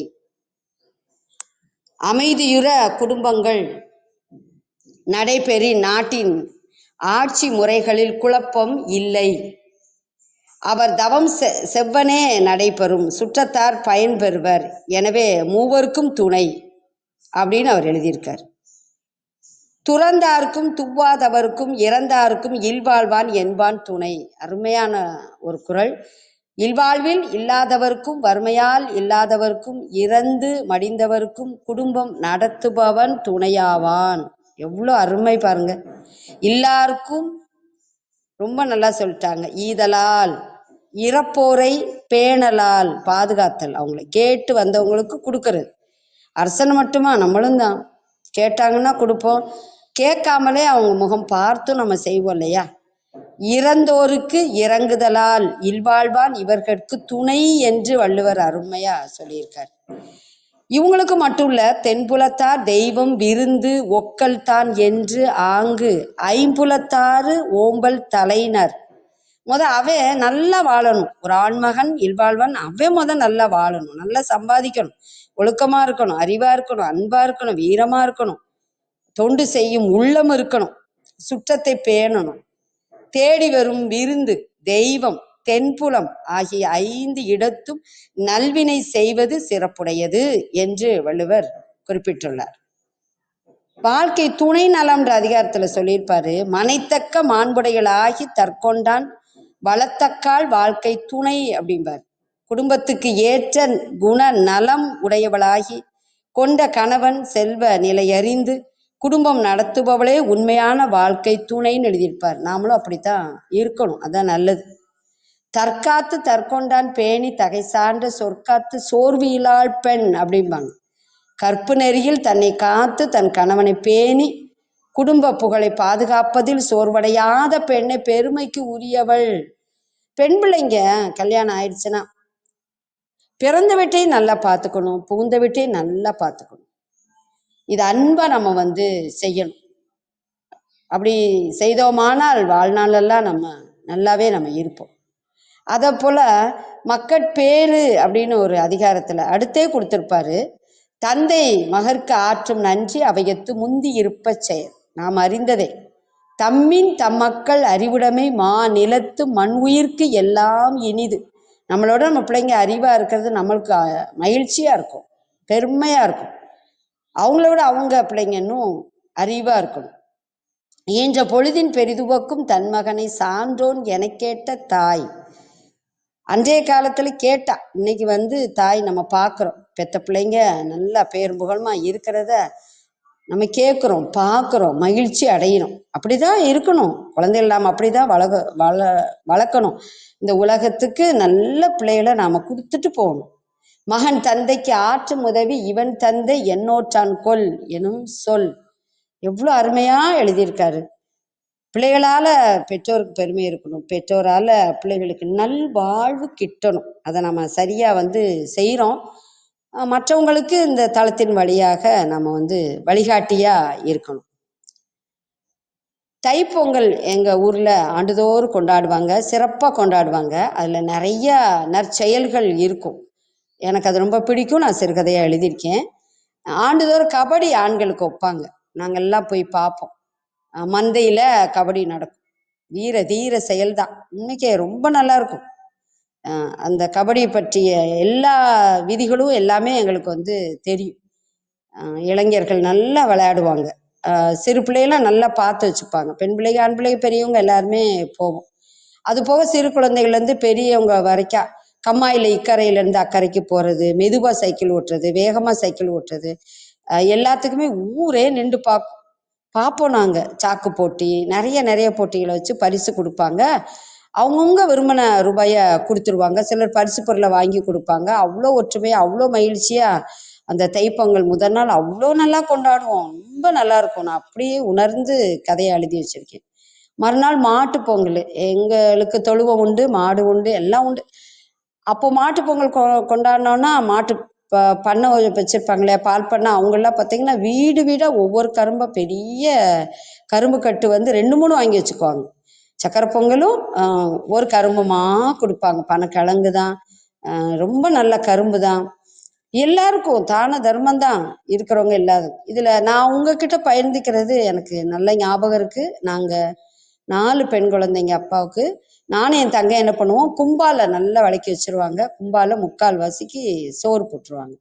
கறி கிண்ணம் அப்படின்னு ஒன்று இருக்கும். அதில் கறி. எங்கள் ஊரில் விதவையாக இருக்கிறாங்க, குழந்தை இல்லாமல் இருக்காங்க, தனியாக இருக்கிறாங்க, ஏழையாக இருக்கிறாங்க அப்படின்னா, இப்போ ஒரு நபர்னா அந்த கும்பாலில் குழம்பே வச்சு அம்மா பாட்டி என்ன செஞ்சிருவாங்க, அப்பாவோட அம்மா, எங்கள் அம்மாவோட அம்மாவும் வருவாங்க எங்கள் வீட்டுக்கு. கொடுத்து விடுவாங்க. நானும் என் தங்கச்சியும் இலைய நல்லா மூடி வச்சு கொண்டு போங்கம்பாங்க. கொண்டு போவோம். கொண்டு போய் கொடுத்துட்டு வருவோம். நாளே சொல்லிடுவாங்க, நீங்கள் ஒத்தாள் உங்களுக்கு என்ன குழம்பு வச்சுட்டு கொடுத்து விட்ருவோம் அப்படிம்பாங்க. இப்போ 2 பேர் 3 பேர் இருக்காங்க அப்படின்னா, கணவன் இல்லை, 2 குழந்தை, அம்மானா அம்மா என்ன பண்ணுவாங்க, கறி கொடுத்து விட்ருவாங்க.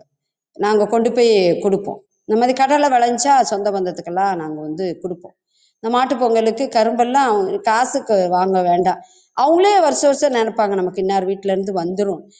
கேட்க மாட்டாங்க. அவங்களுக்கு தெரியும் நம்மளுக்கு கொடுப்பாங்க அப்படின்னு. கொண்டு போய் கொடுப்போம். இதையே நான் இங்கே பகிர்ந்துக்கிட்டேன் அப்படின்னா, நல்வினை தான். நாங்கள் கறி சாப்பிட்றோம், அந்த ஒத்த வயசான அம்மா எதுக்கு இருக்கணும் அப்படின்னு சொல்லி போய் 3 4 வீட்டுக்கு நாங்கள் போய் கொடுப்போம். அப்படி ஒவ்வொருத்தரும் கொடுத்துருவோம். இந்த தீபாவளிக்கு நீ கொடுத்தா நான் கொடுக்குறேன்னு ஸ்வீட்டு கொடுப்பாங்களா, அந்த இதே கிடையாது. எதிர்பார்க்காம அவங்கள நினச்சி நம்ம சாப்பிட்றோம், அவங்களும் சாப்பிடணுன்ற அந்த ஒரு நல்ல எண்ணம் இப்போவும் எங்கள் ஊரில் அது உண்டு. என்ன 1 2 பால் பண்ணை தான் வச்சுருக்காங்க. வீடுகளில் நிறையா பேர்ட்ட மாடு அதெல்லாம் இல்லை. கொஞ்சம் பேர்ட்ட இருக்குது, ஆடு மாடுகள்லாம் இருக்குது. அவங்களும் கொஞ்சம் செய்கிறாங்க. அந்த காட்சி அன்றைக்கு நிறையா இருந்தது, இப்போ கொஞ்சம் குறைஞ்சி போச்சு. அது எனக்கு பேசணும், உங்கள்கிட்ட எல்லாம் பகிர்ந்துக்கணும்னு ஒரு எண்ணம். அதை நான் பகிர்ந்துக்கிட்டேன்.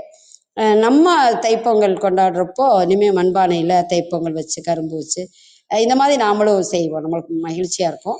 என்னோட மாணாக்கர்களுக்கு நான் ஞாபகமாக சொல்லிடுவேன், தைப்பொங்கல் நல்வாழ்த்துக்கள். நாங்கள் தைப்பொங்கல் நல்லா கொண்டாடுவோம்.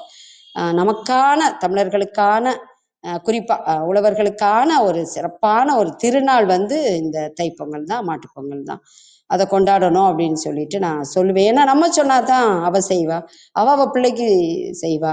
நம்மளோட அந்த தமிழர்ன்ற அடையாளம் ரொம்ப உன்னதமா, மரபு சார்ந்தது உண்மையானதா தொடர்ந்து இருக்கும் அப்படின்றது என்னோட எண்ணம். இன்னொரு நிகழ்வை நான் இங்க பகிர்ந்துக்க விரும்புகிறேன்.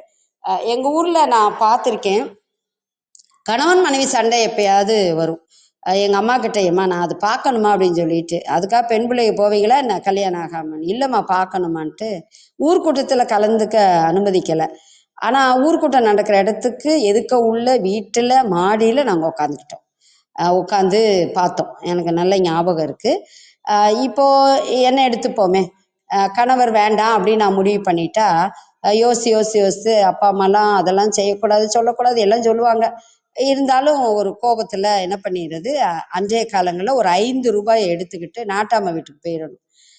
இல்ல தலைவர் வீட்டுக்கு போய் நான் அவரோட வாழ விரும்பல, என்னென்ன காரணம், ஊரை கூட்டி பிரிஞ்சிடலாம். எங்க ஊர்ல தீந்துறதுன்னு சொல்லுவாங்க. தீந்து விட்டாங்க அப்படி சொல்லுவாங்க. அந்த மாதிரி அவரு ஒன்றும் சொல்ல மாட்டார். சரிம்மா பார்க்கலாம், என்னைக்கு வச்சுக்கலாம், சரி இன்னைக்கு வச்சுக்கலாம். 3 இடத்துல பரதேசி படத்துல மாதிரி எங்க ஊர்ல உள்ளது, அதுக்கப்புறம் தான் அந்த படத்திலேயே பல ஊர்ல உள்ளதை அறிந்து தெரிந்து எடுத்திருப்பாங்க. ஒருத்தர் வந்து எங்க தோட்டத்துல அவர் உதவியா இருப்பாரு.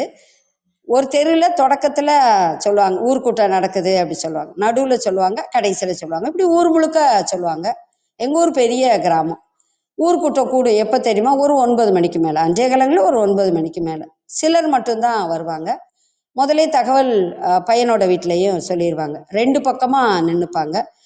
தலைவர் நாட்டாம இன்னும் பெரியவங்கள்லாம் இருப்பாங்க. 2 குடும்பத்துக்காரங்களும் எதுக்க நின்றுப்பாங்க. உட்காருனாலும் உட்காந்துக்கலாம். அவங்க மேடையில் உட்காந்துருப்பாங்க. எங்கள் ஊரில் சாவடி இருக்குது, அந்த சாவடியை பற்றி நான் சொல்லணும்னு நினைக்கிறேன். நிறைய பேருக்கு தெரியும், இருந்தாலும் எனக்கு சொல்லணும்னு ஒரு எண்ணம் அவ்வளோதான். அந்த சாவடியில் உட்காந்துருப்பாங்க, மற்றவங்க நிற்பாங்க, உட்காரவங்க கீழே உட்காந்துருப்பாங்க. அந்த பொண்ணு தானே ரூபா கொடுத்தது. இப்போ நான் வச்சுக்கோங்களேன், நான் கொடுத்தேன்னா நான் சொல்லுவேன் என்னென்ன அப்படின்னு சொல்லி அவங்க அவங்களோட பக்கம் சொல்லுவாங்க. சரிப்பா, அந்த பொண்ணு சொல்றது பார்த்தாலும் சரியாத்தான் இருக்கு, என்னம்மா அது உண்மையா? ஆமாங்க, ஒழுங்கா வேலைக்கு போறதில்ல, செய்யறதில்ல, இப்படியெல்லாம் பண்றாங்க வைக்கிறாங்க, சாப்பாடு கொடுக்கறதில்ல, அவ எத்தனை நாளைக்கு தான் இருப்பா, அவ நல்ல பொண்ணு தான், அவ சொல்றது சரிதான், ரொம்ப அடிக்கிறாப்புல அப்படின்னு. அங்க அப்படியெல்லாம் ஒன்றும் இல்லை, நான் கொடுக்குற காசை இப்படியெல்லாம் செலவு பண்ணேன் அந்த மாதிரி அவங்க சொல்லுவாங்க. என்ன ஆகும்னா, சரிப்பா அடுத்த மாதம் திருப்ப இதே நாளில் நம்ம வந்து என்ன செய்யலாம், இதே தேதியில் வச்சுக்கலாம், அதுக்கப்புறம் என்னென்னு நாங்கள் சொல்லிடுறோம், அதுங்களையும் விசாரிச்சுக்கிறோம்பாங்க. விசாரிப்பாங்க, செய்வாங்க. இல்லை என்ன நடக்கும் பெரும்பாலும் தெரியுமா, அந்த 1 மாதத்துக்குள்ள கணவனுக்கு ஏதாவது உடல்நலம் இல்லைன்னா ஓடி போயிடுவாங்க. அம்மா வீட்டுக்கே வந்திருப்பாங்க, போய் கணவனுக்கு வேண்டியதெல்லாம் செஞ்சுருவாங்க. அல்லது பூந்த இடத்துல ஏதோ ஒரு இழப்பு, இப்போ பெரியவங்க இறந்துட்டாங்கன்னா அவங்கட்டுக்கு போய் என்ன செய்வாங்க, இருப்பாங்க. இல்லை குழந்தைய விட்டுட்டு ஒரு கோபத்தில் வந்திருந்தா கூட ஒரு வாரம் கூட இருக்க மாட்டாங்க. பிள்ளைக்கு சோகம் இல்லை, இல்லை பிள்ளைய பிரிஞ்சு இருக்க முடியலன்னு, அல்லது பிறந்த வீட்டு சூழ்நிலை கொஞ்சம் சரியில்லை அப்பா அம்மான்னு திட்டமிட்டு கூட செய்வாங்க. நம்ம இவ்வளோ சொகுசாக வச்சுக்கிட்டோன்னா கணவன் வீட்டுக்கு போக மாட்டா, முன்ன பண்ண நம்ம இப்படி இப்படி இருப்போம் அப்படின்லாம் கொஞ்சம் திட்டமிடுதலும் இருக்கும். யோசிப்பாங்க. நம்ம வீட்டில் நம்ம சமைச்சு சாப்பிட்டுட்டு கணவனோட என்னதான் கருத்து வேறுபாடு என்னன்னாலும் அது நல்லா தான் இருக்குது சுதந்திரமா, இங்கே அண்ணன் தம்பியோட இது சரிப்படாதுப்பா அப்படின்னு ஒரு புரிதல் வரும். இல்லது இந்த பிரிவு துயர் தாங்காம அவரோட அன்பை அவரோட நிறைகளை மட்டும் நினச்சிட்டு போகணும்னு எண்ணம் வந்துடும். சில பிள்ளைங்க அப்போ நான் போகிறேன்ப்பா வாடா அப்படின்னு சொல்லிட்டு கூட்டிகிட்டு பெரியவங்களை வச்சு கூட்டிகிட்டு போய் விட்டுட்டு வருவாங்க. அவங்களும் நாங்கள் ஏதோ பண்ணிட்டோம் சரி வாங்கன்னு புகுந்த வீட்டில இருந்தும் கூட்டிகிட்டு போயிடுவாங்க. ஏன் இதை நான் சொல்கிறேன் அப்படின்னா, இன்றைக்கு சர்ச் பண்ணி பார்த்தா டிவோர்ஸ் நிறைய இருக்கும், ஆண் பெண். ஆனால் கிராமத்தில் பெரும்பாலும் இருக்காதுன்னு தான் சொல்லுவேன். ஒன்றோ ரெண்டோ தான், அதுவும் இந்த காலத்துல இருந்திருக்காது, அப்புறம் வேணா ஒன்றோ ரெண்டோ தான் இருக்கு. அந்த கால மாற்றம், மனிதர்கள் புரிந்து கொள்ளுவது, பெரியவர்கள் நற்செயல்களை செய்தல். அவங்க என்ன பேசுவாங்க இவங்க போன உடனே, அவ சொல்றது சரிதான், இருந்தாலும் அதுக்காக அந்த பையன் அப்படி ஒன்றும் மோசம் இல்லைன்றான், இந்த பையன் சொல்ற மாதிரி கிடையாது, அந்த பிள்ளை நல்ல பிள்ளை தான், இவன் என்னத்தையே சொல்லிக்கிட்டு இருக்கான், இவன் சேர்க்க சரியில்லை. பெரியவங்க கூப்பிட்டு இங்க வாப்பா, அந்த பிள்ளை நல்ல பிள்ளைப்பா, நீ உனக்கு வச்சு வாழ தெரியல, ஆ என்ன நீ பண்ணிட்டு இருக்க, சமைக்க தெரியலன்றதுக்காக நீ இப்படி பண்ணுவியா அப்படின்னு சொல்லி நல்லதெல்லாம் எடுத்து சொல்லுவாங்க. சொந்த பந்தம்லாம் நல்லா சொல்லுவாங்க, பெரியவங்களாம் சொல்லுவாங்க. அதுக்கப்புறம் அவங்க சேர்ந்து பெரியவங்க சொல்றாங்க சேர்ந்து வாழ்வாங்க, அப்புறம் நல்லாவும் என்ன செய்வாங்க, வாழ்வாங்க. இந்த நற்செயல்களை வந்து நான் பார்த்துருக்கேன். அதெல்லாம் எங்களை வந்து நல்வழிப்படுத்துச்சு. நாங்களும் வாழ்க்கையில இன்பம் துன்பம் எது இருந்தாலும் இழப்பு வேதனை என்ன இருந்தாலும் தாங்கி தாங்கி எங்களோட வாழ்க்கையை நாங்கள் நல்லாவே வந்து அமைச்சுக்கிட்டோம். எங்கள் ஊர்க்காரங்களும் சரி உறவுக்காரங்களும் சரி மற்றவங்களும் எடுத்து சொல்லி நம்மளை வந்து வாழ வைக்கிறத விட நம்மளா பார்த்து வாழ்ந்துக்கணும் கற்றுக்கணுன்னெல்லாம் நாங்கள் வாழ்ந்துக்குவோம். சில சமயம் என்ன வாழ்க்கை அப்படின்னு உடன்பிறப்புகள் சொன்னா கூட, என்ன நம்ம எவ்வளோ நல்லா வாழ்கிறோம், வாழ்க்கைன்னா அப்படித்தான் இருக்கணும் அப்படின்னு சொல்லுவேன். நான் சொல்லுவேன், குறைகளை வந்து நம்ம பெருசாக நினைக்காம நிறைகளையே நினச்சிட்டு போகணும் அப்படின்னு நான் சொல்லுவேன்.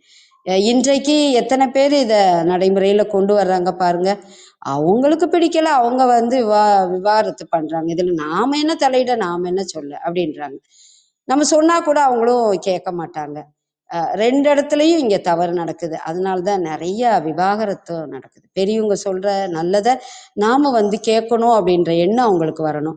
பெரியவங்களும் நம்ம வாழ்க்கைன்னு மட்டும் இல்லாம இளைஞர்களுக்கு நல்லதையும் நாம வந்து சொல்லணும். இன்னி ஒன்று மட்டும் சொல்லி நான் நிறைவு செய்கிறேன். எங்கள் ஊரில் நான் பார்த்துருக்கேன், நீங்களும் பார்த்துருப்பீங்க. ஆண்களும் சரி பெண்களும் சரி பெரியவங்க, நான் என்னோட சிறுகதையில் நிறைய நான் எழுதியிருக்கேன். பெண்கள்லாம் பார்த்தீங்கன்னா பெண்களுக்கு நல்ல ஒரு விழிப்புணர்வை உண்டாக்குவாங்க. 10 பேர் 4 பேர் சேர்ந்து நல்ல காரியத்தை வந்து செய்வாங்க. அதில் திருமணம்னு பார்த்தீங்கன்னா அன்றைய காலத்தில் அவங்களுக்கு போட்டுக்க நகை கூட இருக்காது. ஆனால் கல்யாணம் அப்படின்னா வீட்டில் தான் கல்யாணம் அன்றைய காலங்களில் நடக்கும். சொந்த பந்தம்லாம் அவங்க செயின், அவங்க கம்மல், அவங்க வளையெல்லாம் போட்டு முதல்லாம் போட்டு நல்லபடியாக கல்யாணம் பண்ணி கொடுப்பாங்க. அவங்களும் பத்திரமா மறுவீடெல்லாம் போயிட்டு வந்து, இந்தா தாயி என் பிள்ளைக்கு நகையெல்லாம் கொடுத்து என் பிள்ளைய அழகுபடுத்தி நீங்கள் எல்லாம் பார்த்தீங்க அப்படின்னு சொல்லுவாங்க. அது நிறைய விஷயங்கள் இருக்கு. ஆனால் நேரம் கருதி இதை மட்டும் சொல்றேன். அந்த கல்யாணம் வந்து எல்லா சொந்த பந்தத்தோட ரொம்ப நிறைவா மகிழ்வா நடக்கும். இன்னைக்கு அதெல்லாம் நினைச்சு கூட பார்க்க முடியாது. பண உதவி செய்வாங்க, பொருள் உதவி செய்வாங்க. இப்போ குறிப்பா அப்படின்னா எங்க கல்யாணம்லாம் 5 மூடை நெல் இந்த சொந்த பந்தம்லாம் சேர்த்து அவிச்சு அரிசியாக்கி கல்யாணத்துக்கு அந்த அரிசியில தான் உணவு. வயல்ல விளைஞ்ச காய்கறி, மற்ற காய்கறி வாங்கி சொந்த பந்தம் கொடுத்த காய்கறி, அதாவது அவங்க தோட்டத்தில் விளைஞ்சதெல்லாம் ஓசி தான். கல்யாண சாப்பாடுன்னா 3 வேளையும் தான்.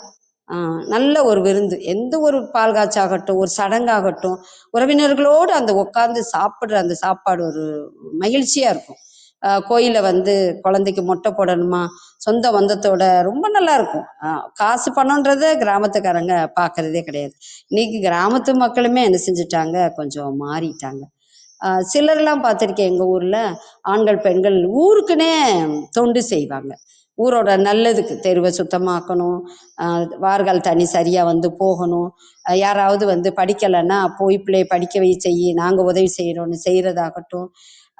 வாழ்க்கைனா ஏதாவது முன்ன பின்ன பிரச்சனை வந்துச்சு அப்படின்னா அதை நல்லா பார்த்துக்கிறது. நான் சிறு பிள்ளையா 1வது 2வது அப்படி படிக்கிறப்போ ஒரு போலீஸ்காரர் சொன்னார், இடையங்குளத்துலேருந்து மாம்சாபுரத்துக்கு என்றைக்குமே பிரச்சனைன்னு ஒரு பதிவு கூட இல்லை, அப்படி இருக்கீங்க என்ன அப்படின்னு அவர் சொல்லியிருக்காரு.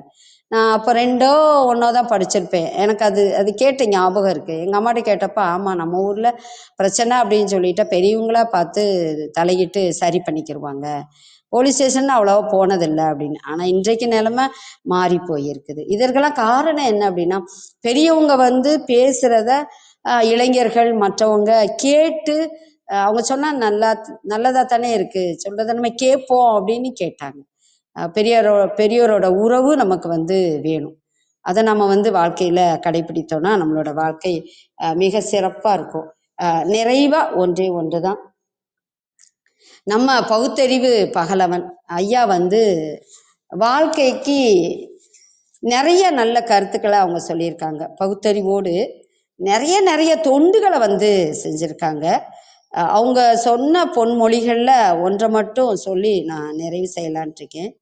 சுகபோகத்தினால் இன்பம் காண்பதில் பெருமை இல்லை, தொண்டு காரணமாக இன்பம் காண்பதே சிறந்த இன்பமாகும். வாழ்வு என்பது தங்களுக்கு மட்டும் என்று கருதக்கூடாது, மக்களுக்காகவும் தொண்டுக்காகவும் நம் வாழ்வு இருக்க வேண்டும் என்று கருத வேண்டும். இதை நான் அவரோட பொன்மொழி புக்கு 2 3 வச்சிருக்கேன். அப்பப்போ எடுத்து வாசிப்பேன், நம்மளை நல்லாக்கணும் அப்படின்னு நான் வாசிப்பேன். இதில் ரொம்ப ரொம்ப பிடிச்ச வாசகம் இதுதான். இவர் இப்படி சொல்லி அதை வந்து நூலாக வெளியிட்டாங்கன்னா அது மட்டும் இல்லை, பெரியார் நிறைய நிறைய செஞ்சிருக்காரு. அது பெண் பிள்ளைங்களுக்கு நிறைய செஞ்சிருக்காரு. பெற்றோர்களே உங்களுடைய ஆண் பிள்ளைகளை வளர்ப்பதை போல பெண் பிள்ளைகளையும் படிக்க வைங்க, வேலைக்கு அனுப்புங்க, அனைத்து துறைகளையும் அவங்க வேலைக்கு போகணும்னு அன்றைக்கு சொன்னாரு. இன்னைக்கு நடைமுறையில் அப்படியே இருக்கு. பெண்கள் தான் காவல்துறையில் பாதுகாப்பாக இருக்கணும், அது பெண்களுக்கும் பாதுகாப்பாக இருக்கும், ஒரு விழிப்புணர்வாக இருக்கும் அப்படின்னு அன்னைக்கு அவர் சொன்னார், எழுதினார். இன்னைக்கு எத்தனை பெண் காவலர்கள் இருக்காங்க. கோயில் திருவிழானா எவ்வளோ உதவியாக இருக்காங்க, பல பல இடங்கள்ல எவ்வளோ உதவியாக இருக்காங்க. இப்படி பெரியாரை பற்றி பேசினாலே மணிக்கணக்காக பேசலாம் தான். அவ்வளோ ஒரு நல்ல வினைய செய்தவர் யாரு அப்படின்னா நம்மளுடைய பெரியார். அதனால பெருந்தலைவர்களோட நல்லவர்களோட நல்ல மனிதர்களோட அவங்களுடைய செயல்பாடுகள் சிறப்பாக இருந்துச்சுன்னா அதை நம்ம பார்த்தோம் அப்படின்னா நம்ம வந்து அதை நம்மளோட வாழ்க்கையில் கடைபிடிக்கணும். மற்றவங்களுக்கும் அதை வந்து நம்ம சொல்லி கொடுக்கணும். அப்படி நம்ம சொல்லி கொடுத்தோன்னா அவங்களுடைய வாழ்க்கை சிறப்பாக இருக்கும். ஒவ்வொருத்தரோட ஒவ்வொரு நல்ல செயலும் சிறப்பாக இருந்தாலே போதும். தனி மனித ஒழுக்கமே இந்த உலகத்தை நல்வழியில் கொண்டு செல்லும். நாம் ஒவ்வொருத்தரும் நல் ஒழுக்கத்தோடு இருப்போம், எல்லா உயிர்களிடத்த அன்பாக இருப்போம், நம்மளோட எண்ணமும் நம்மளோட சொல்லும் நம்மளோட செயலும் உன்னதமானதாக இருக்கணும். நாமளும் வாழ்ந்து மற்றவர்களையும் வாழ வைப்போம். வாய்ப்பிற்கு நன்றி, வணக்கம். நன்றிங்கம்மா. மிகவும் சிறப்பான ஒரு உரை. அதிகாலையில் நல்வினை என்ற ஒரு அற்புதமான தொகுப்பின் கீழ், வினை தூய்மை என்ற ஒரு அற்புதமான தலைப்பின் கீழ் இன்றைய அதிகாலை பொழுதை மிக சிறந்த துவக்கமாக மாற்றி தந்தமைக்காக சொல்லரங்க சொந்தங்களாகிய அன்பு நண்பர்கள் ஒவ்வொருவருடனும் இணைந்து சரித்திரம் படைப்போம் தளம் தங்களுக்கு மனம் நிறைந்த நன்றிகளையும் வாழ்த்துக்களையும் பாராட்டுக்களையும் பகிர்ந்து கொள்வதில் பெருமகிழ்வு கொள்கின்றது. அன்பிற்கினிய நண்பர்களே, நாம் அனைவரும் இணைந்திருப்பது சரித்திரம் படைப்போம் தளம். ஒவ்வொரு வாரமும் ஒவ்வொரு தொகுப்பு, ஒவ்வொரு நாளும் ஒவ்வொரு தலைப்பு, வார இறுதியில் சிறப்பு விருந்தினரின் அழைப்பு, ஞாயிறு தோறும் நமக்கே நமக்கான விடுப்பு என்ற அடிப்படையில் நமது தளம் இயங்கி வருகின்றது. அவ்வரிசையில் இந்த வாரம் முழுக்க நாம் நல்வினை என்ற ஒரு அற்புதமான தொகுப்பின் கீழ் நமது சிந்தனைகளை செழுமைப்படுத்தி வருகின்றோம். அவ்வரிசையில் இன்று நாம் வினை தூய்மை என்ற ஒரு அற்புதமான தலைப்பின் கீழ் நமது சிந்தனையை செழுமைப்படுத்தினோம். அன்பு அம்மா தமிழ் பேராசிரியர் விந்திய கௌரி அம்மா அவர்கள் நிறைய செழுமையான கருத்துக்களை தன்னகத்தே கொண்டவர். கவிஞராகவும் எழுத்தாளராகவும் வலம் வரக்கூடியவர். அது மட்டுமல்லாமல் நிறைய சமூகம் சார்ந்த பணிகளிலும் வல்லவராக இருக்கக்கூடியவர். நிறைய நேரங்களில் நிறைய வழிகாட்டுதலையும் தனிப்பட்ட முறையில் தருவதிலும் வல்லவராக இருக்கக்கூடியவர் அன்பு அம்மா அவர்கள். அந்த அளவிற்கு ஒரு இலக்கிய செழுமை நிறைந்தவராக எப்பொழுதும் வலம் வரக்கூடியவர். இன்று வினை தூய்மை என்ற ஒரு அற்புதமான தலைப்பின் கீழ் நமக்கு சிறப்புரை தந்தமைக்காக மனம் நிறைந்த நன்றிகளை பகிர்ந்து கொள்கின்றோம். நாளை அறவினை என்ற ஒரு அற்புதமான தலைப்பின் கீழ் அன்பு ஐயா தமிழ் பேராசிரியர் அர்த்தநாரி அவர்கள் அற்புதமான சிறப்புரை நம்மிடையே வழங்க இணைய இருக்கின்றார். ஒவ்வொரு நாள் நிகழ்வுகளிலும் சரித்திரம் படைப்போம் தளத்தோடு இணைந்து பயணிக்கவும், நமது வாழ்வியல் வழித்தடங்களை இன்னும் செம்மைப்படுத்திக் கொள்ளவும் அன்புடன் அழைக்கின்றோம். அன்பிற்கினிய நண்பர்களே, நமது சரித்திரம் படைப்போம் தளத்தின் நிர்வாகிகளுள் ஒருவராக தொழில்நுட்ப வகையில் நமக்கு எப்பொழுதும் உதவிக்கரம் நீட்டுபவர், அது மட்டுமல்லாமல் அன்பினை அளவில்லாமல் வாரி வழங்கக்கூடிய அன்பு தம்பி இரா வேல்ராஜ் அவர்களுடைய அன்பு தந்தையார் ராமஜெயம் ஐயா அவர்கள் நேற்று இறைவனடி சேர்ந்தார்கள் என்பதை ஆழ்ந்த வருத்தங்களுடன் இங்கு பகிர்ந்து கொள்கின்றோம். இப்பொழுது அவருக்காக ஒரு நிமிடம் மௌனம் இப்பொழுது நமது தளத்தில் ஏறெடுக்கப்பட இருக்கின்றது. அனைவரும் அவருடைய ஆன்மா இறைவனின் திருவடி நிழலில் இளைப்பார இப்பொழுது பிரார்த்தித்துக் கொள்ள அன்புடன் அழைக்கின்றோம். ஒரு நிமிட மௌனம் இப்பொழுது துவங்குகின்றது.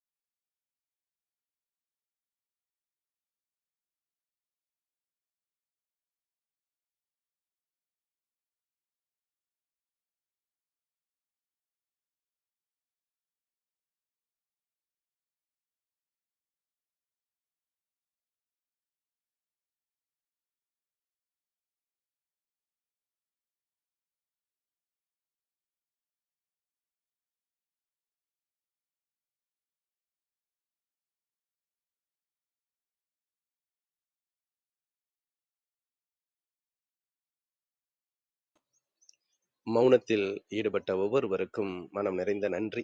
நிச்சயமாக கூட்டு பிரார்த்தனை எப்பொழுதும் ஒரு வலிமையுடைய ஒன்றாக இருக்கின்றது. நிச்சயமாக ஐயா அவர்களுடைய ஆன்மா இறைவனின் திருவடி நிழலில் நிச்சயமாக இளைப்பாறும். அன்பு தம்பி அவர்கள் எப்பொழுதுமே நமக்கு ஒரு நற்சான்று உடைய ஒரு நல்ல தோழமையாக கடந்த 3 ஆண்டுகளுக்கு மேல் நம்மிடையே பயணித்து வருபவர். தந்தையை பற்றி குறிப்பிட வேண்டுமென்றால், மகன் எந்த அளவிற்கு ஒரு சிறந்த மகனாக அவரை வளர்த்திருக்கின்றார், வாழ வைத்திருக்கின்றார். நம்மிடையே ஒரு சிறந்த ஒரு பண்பாளராக எப்பொழுதையும் அன்பையும் கருணையும் எப்பொழுதும் பகிர்ந்து கொள்ளக்கூடிய ஒரு அன்புள்ளம் நிறைந்தவராக இரா வேல்ராஜ் அவர்கள் எப்பொழுதுமே நம்மிடையே வலம் வரக்கூடியவர். ஒவ்வொரு நிகழ்வுகளிலும் ஒவ்வொரு விடயங்களிலும் நேரடியாகவும் சரி, தல நிகழ்வுகளிலும் சரி, விடாப்பிடியாக வந்து ஒவ்வொரு நாளும் எண்ணற்ற சவால்களுக்கு இடையிலும், கடந்த வாரமும் அவரது தந்தை நோய்வாய்ப்பட்டு கடந்த 2 வாரங்களாக மருத்துவமனையில் அனுமதிக்கப்பட்டிருந்த சூழலிலும், அந்த தீவிர சிகிச்சை பிரிவில் இருந்த நேரத்திலும் நமக்காக அந்த ஒவ்வொரு நாள் அந்த புகைப்படங்களை வடிவமைப்பது, அதை நமக்கு பகிர்வது என்று ஒவ்வொரு நாளும் சிரத்தையுடன் அதை திறம்பட மேற்கொண்டவர் அன்பு தம்பி அவர்கள். அந்த அளவிற்கு எண்ணற்ற சவால்களுக்கு இடையிலும் அதை ஒவ்வொரு தம்முடைய அந்த செயல்களை திறம்பட செய்ய வேண்டும் என்ற ஒரு உள்ள கிடக்கையுடன் செயல்படக்கூடிய அன்பு தம்பி அவர்களுக்கு, அவர்களுடைய அன்பு குடும்பத்தாருக்கும் ஆழ்ந்த இரங்கல்களை சொலரங்க சொந்தங்களாகிய உங்கள் ஒவ்வொருவருடனும் இணைந்து சரித்திரம் படைப்போம் தளம் ஆழ்ந்த இரங்கலை இந்த நேரத்தில் பதிவிடுவதில் பதிவிட்டுக் கொள்கின்றது. இப்பொழுது நிகழ்வின் நெறியாளுமையை தொடரவும் முதன்மை கருத்தினை வழங்கிடவும் அன்பு தோழர் கற்பகவள்ளி அவர்களை அன்புடன் அழைக்கின்றோம். நன்றி. நன்றிங்க தோழர். அனைவருக்கும் வணக்கம். விந்தியா கௌரி அம்மாவுக்கு மிக்க நன்றி. நிறைய கருத்துக்கள் எடுத்து சொன்னாங்க, மிக்க நன்றி. இன்றைக்கு அவங்க சொன்ன மாதிரி ஒரு அந்த குரல் கூட சொன்னாங்கன்னு நினைக்கிறேன். மகன் தந்தை காற்றும் உதவி இவன் தந்தை என் நூற்றான் கொள்ளேனும் சொல்ல, அந்த மாதிரி நம்ம இவனை பெறதுக்கு நான் என்ன தவம் பண்ணியிருக்கணும் அப்படிங்கிற மாதிரி ஒரு மகன் இருக்கணும் அப்படின்னு அந்த மாதிரி இன்னைக்கு வேலா அவர்கள் வந்து அந்த அளவுக்கு அவங்க அப்பாவை பார்த்துக்கிட்டு தான் இருக்கட்டும், ஒரு மகன் செய்ய வேண்டிய எல்லா கடமையும் செய்ததா இருக்கட்டும், அந்த அளவுக்கு ஒரு சிறப்பான மகன் அவங்க தம்பியும் சரி, அந்த அளவுக்கு அவங்க ஒரு சிறந்த ஒரு குடும்பமா இருக்கும்போது எல்லாருமே அவங்கள பார்ப்பாங்க அப்படிங்கிற ஒரு திருக்குறளையும் அம்மா சொன்னாங்க. அந்த அளவுக்கு அவங்க குடும்பமும் இருந்திருக்கு. அந்த அளவுக்கு எப்படி குழந்தைங்களை வளர்க்கணும் மற்றும் பெற்றோரை எப்படி பார்த்து கொள்ளணும், இது எல்லாமே வேலோட குடும்பத்துல இருந்து நம்ம பார்த்திருக்கோம். அந்த வகையில அனைவர் சார்பாகவும் நம்மளுடைய வருத்தங்களையும் பிரார்த்தனைகளையும் தெரிவித்துக் கொள்கிறோம்.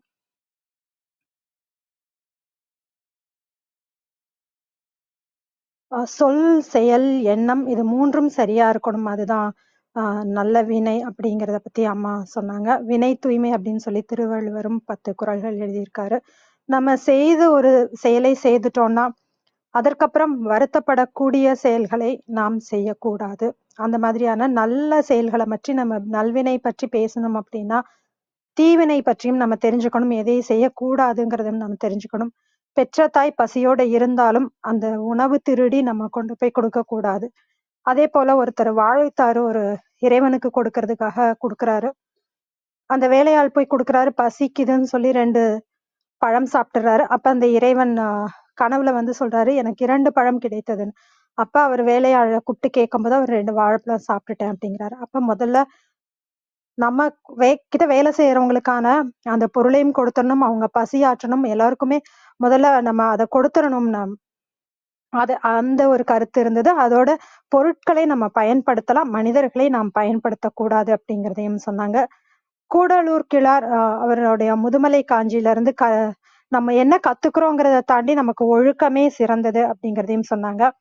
அறிவாக அன்பாக இருக்க வேண்டும், மற்றவர் மதிக்கும்படியான ஒரு வாழ்க்கை வாழ வேண்டும். புகழ்மிக்க ஒருவனின் செயல் வந்துட்டு அவன் செய்யும் செயல்களால் நாம் உணர்ந்து கொள்ள முடியும் அப்படிங்கிறதையும் சொன்னாங்க. அப்புறமாக ஒரு அக்கா வந்து ஒரு உருளைக்கிழங்கு பொரியல் செய்து கொடுத்ததை பத்தி சொன்னாங்க. அவங்க எவ்வளவுதான் அவங்க ஒரு கடினமான சூழ்நிலையில இருந்து வந்திருந்தாலும் அவங்க அந்த ஊர்ல சித்தியோட கொடுமையாக ஒரு விஷயம் இருந்தா கூட அதையும் சரியா எடுத்துக்கிட்டு அதன் மூலமா நான் நல்லா சமைக்க கத்துக்கிட்டேன் அப்படின்றத அவங்க சொல்றாங்க. அதே மாதிரி இன்னொரு பொண்ணு யாரு பின் பண்ணலனாலும் அந்த தாள்களை ஒரு எழுதி குடுத்த பின்னாடி நம்ம அதுல ஸ்டாப்லர் போட்டு குடுப்போம். அந்த மாரி குடுக்காதவங்களுக்கு கூட ஒரு ஸ்டாப்லர் போட்டு குடுக்குற ஒரு சின்ன உதவி தான் செய்றாங்க. ஆனா அது எவ்ளோ பெரிய உதவியாக ஒரு சின்ன சின்ன விஷயங்கள்ல கூட நம்ம அன்பை காமிக்கலாம் அப்படிங்கிறதெல்லாம் சொன்னாங்க. நம்ம உணவு, உடை இதெல்லாமே நம்மளுடைய அடிப்படை தேவைகள். அத ஆடம்பரமாக்கிக்க கூடாது. அதன் மூலமாக நம்ம நிறைய இயற்கையும் நம்ம கேடு விளைவிக்கிறோம் அப்படிங்கிறதையும் சொன்னாங்க. அதேபோல அறம் செய்ய விரும்பு அப்படிங்கிறதையும் தொடர்ந்து நம்ம அ ஔவையார் மூலமாகவும் தெரிவிச்சுட்டாங்க. நல்ல குடும்ப வாழ்க்கை துணை வாழ்பவர்கள் அனைவருக்கும் இந்த உலகத்தில் துணையாக இருப்பார்கள் அப்படிங்கிறதையும் சொன்னாங்க. அப்புறம் தைப்பொங்கல் கொண்டாடுறத பத்தி நிறைய தகவல்களும், அவங்களுடைய அனுபவங்களையும் பகிர்ந்துக்கிட்டாங்க. குடும்ப ஒற்றுமை அப்படிங்கிறது அந்த காலகட்டங்கள்ல எல்லோரும் ஒரு 2 பேர் பிரிஞ்சு போயிடுவாங்க அப்படின்னா கூட, அவங்கள சேர்த்து வைக்கிறதுக்கு என்னென்ன பண்ண முடியுமோ அதெல்லாம் பண்ணுவாங்க. ஆனா இப்போ அப்படி யாரும் தலையிடுறது இல்ல அப்படிங்கிறதும், அவங்களே போய் சேர்ந்து ஒரு கட்டத்துல வேண்டாம் அப்படின்னு நினைக்கிறவங்க கூட ஒரு கணவருக்கு உடம்பு சரியில்லைன்னா கூட போவாங்க, சேர்ந்துக்குவாங்க அப்படிங்கிற மாரி இருந்தது. இப்ப அந்த காலம் மாதிரி இல்ல. இந்த காலகட்டத்தில் நிறைய மாற்றங்கள் வந்திருக்கு. ஆனா இந்த நல்ல பண்பாடுகள் எல்லாம் நம்ம கத்துக்கணும். இந்த நல்வினைகள் சின்ன சின்னதாக இருந்தாலும் நம்ம அத மற்றவங்களுக்கு செய்யணும் அப்படிங்கிற கருத்துக்களை எல்லாம் இன்றைக்கு அதிகாலையில் அம்மா அவர்கள் அ க நிறைய விதைத்து விட்டு போயிருக்கிறாங்கன்னு சொல்லணும். மிக்க மிக்க நன்றிங்க வித்யாகௌரி அம்மா. விஜயகுமாரி அம்மா வணக்கம். நீங்க பேசலாம். நன்றிகள் அம்மா. வாழ்க வையகம், வாழ்க வையகம், வாழ்க வளமுடன். குரு வாழ்க, குருவே துணை. சரித்திரம் படைப்போம் தளத்திற்கு நன்றி. அதை எடுத்து தினந்தோறும் சரித்திரம் படைத்துக் கொண்டிருக்கும் ஆரோக்கிய பிரிட்டோ ஐயா அவர்களுக்கு பல கோடி நன்றிகள்.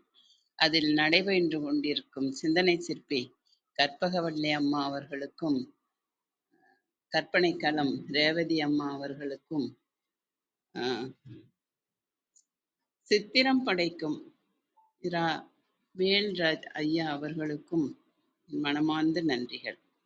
இன்று நம் குழுவில் விதை விதைத்த அம்மா விந்தியகௌரி அம்மா அவர்களுக்கும் என் மனமார்ந்த நன்றிகள். மற்றும் நம் குழுவில் குழுமி இருக்கும் அனைத்து அன்பு உள்ளங்களுக்கும் என் மனமார்ந்த நன்றிகளும் வாழ்த்துக்களும். வாங்க வாழ்த்தும் பயனுக்கும் போயிடலாம்.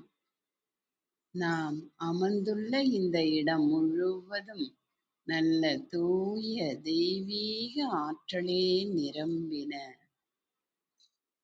அப்படியே உணர்ந்து பாருங்க. அருட்பேராற்றல் உடலிலே உயிரிலே அலையலையாக பாய்ந்து நிரம்புவதை உணர்கிறோம். அன்னைக்கு வணக்கம், தந்தைக்கு வணக்கம், அருள்நிறை ஆசான் வேதாத்திரி மகரிஷி அவர்களுக்கு வணக்கம். குரு வாழ்க, குருவே துணை. அருட்பேராற்றல் இரவும் பகலும் எல்லா நேரங்களிலும் எல்லா இடங்களிலும் எல்லா தொழில்களிலும் உறுதுணையாகவும் பாதுகாப்பாகவும் வழிநடத்தியாகவும் அமையுமாக. வாழ்க வளமுடன், வாழ்க வளமுடன், வாழ்க வளமுடன். அருட்பேராற்றல் கருணையினால் இங்கு இருக்கும் அனைவரும் நல்ல உடல்நலம், நீல ஆயுள், நிறை செல்வம், உயர் புகழ், மெஞ்ஞானம் பெற்று சிறந்தோங்கி வாழ எல்லாம் வல்ல இறைநிலையோடு இணைந்து வாழ்த்து மகிழ்கின்றேன். வாழ்க வளமுடன், வாழ்க வளமுடன், வாழ்க வளமுடன். இறை பேராற்றலே பக்கத்துணையாகவும் பக்கபலமாகவும் இருந்து வழி நடத்துவாராக. நன்றிகள் அம்மா. அம்மா இன்னைக்கு நிறைய கருத்துக்களை நமக்கு கொடுத்துருக்காங்க. திருக்குறளை பத்தி நிறைய சொன்னாங்க. அவங்க படிச்சது எல்லாமே நமக்கு சொல்லி கொடுத்தாங்கன்னு தான் சொல்லணும். பிள்ளைகள் பெற்றோர் போற்ற வாழ்க்கை நடத்த வேண்டும் அப்படின்னு ரொம்ப தெளிவா சொன்னாங்க. பிள்ளைங்களை அப்படி வளர்க்கணும், எப்படி வாழறாங்கன்னு பெற்றோர் பார்த்து மகிழ்ச்சி அடையணும், அதுதான் சிறந்த வாழ்க்கை அப்படின்னு சொன்னாங்க. அப்புறம் கிராமப்புறங்கள்ல கணவன் மனைவி பிரியணும் அப்படின்னா எப்படிலாம் செய்வாங்க அந்த காலத்துல. இந்த காலத்துலயும் ஒன்று ரெண்டு நடக்குதுன்னு சொன்னாங்க.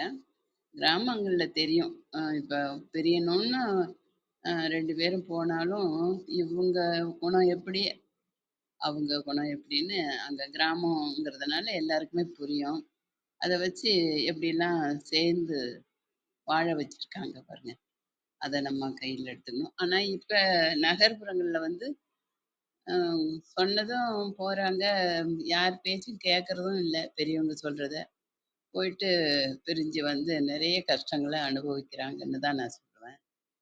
நான் எவ்ளோ கஷ்டங்கள தாங்கினாலும் குடும்பத்த பொறுப்பா நடத்திட்டு போகணுங்கிறது தான் என்னுடைய கொள்கையும். அம்மா அத ரொம்ப அழகா தெளிவா சொன்னாங்க. நன்றிகள் அம்மா.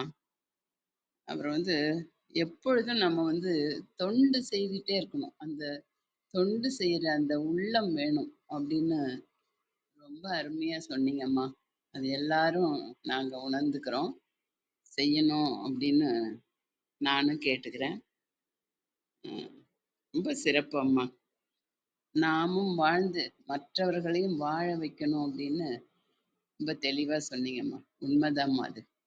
நன்றிகள் அம்மா. இந்த மாதிரி கருத்துக்கள நிறைய வந்து எங்களுக்கெல்லாம் எடுத்து சொல்லணும்னு கேட்டுக்கிறேம்மா. நன்றி.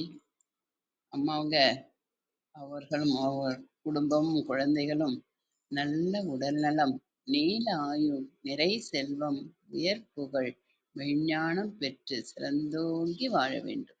வாழ்க வளமுடன், வாழ்க வளமுடன், வாழ்க வளமுடன். நன்றிகள் அம்மா. உங்கள் அன்பான வாழ்த்துக்கும் கருத்துக்களுக்கும் மிக்க நன்றிங்கம்மா. ரேவதி வணக்கம், நீங்க பேசலாம்.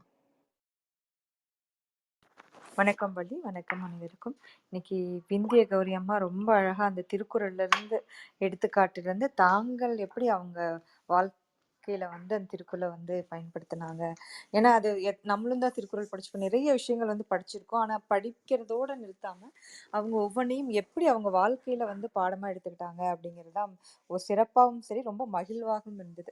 அது திருக்குறள் மட்டும் இல்ல, நம்ம கூடவே இருக்கிறவங்களும் சரி, நம்ம என்ன சொல்றது, தாத்தா பாட்டி, அந்த மாதிரி கூட இருக்கிற கிராமம், அந்த மாதிரி ஒவ்வொரு இதுல இருந்தும் வந்து ரொம்ப அழகா தேவையான விஷயங்களை வந்து எடுத்துக்கிட்டாங்க. அவங்க எந்த அளவுக்கு நன்றியுணர்வோட இருக்காங்க அப்படிங்கறதுக்கு வந்து அன்னைக்கு அந்த தக்காளி சாதமும் அந்த உருளைக்கிழங்கு பொரியலும் செஞ்சு கொடுத்த அந்த அக்காவுக்கு நன்றி சொல்லலையே, அம்மாவுடைய குரல்லையே ரொம்ப ஒரு ஆனந்தமும் சரி, அந்த நன்றி உணர்வையும் வந்து புரிஞ்சுக்க முடியுது.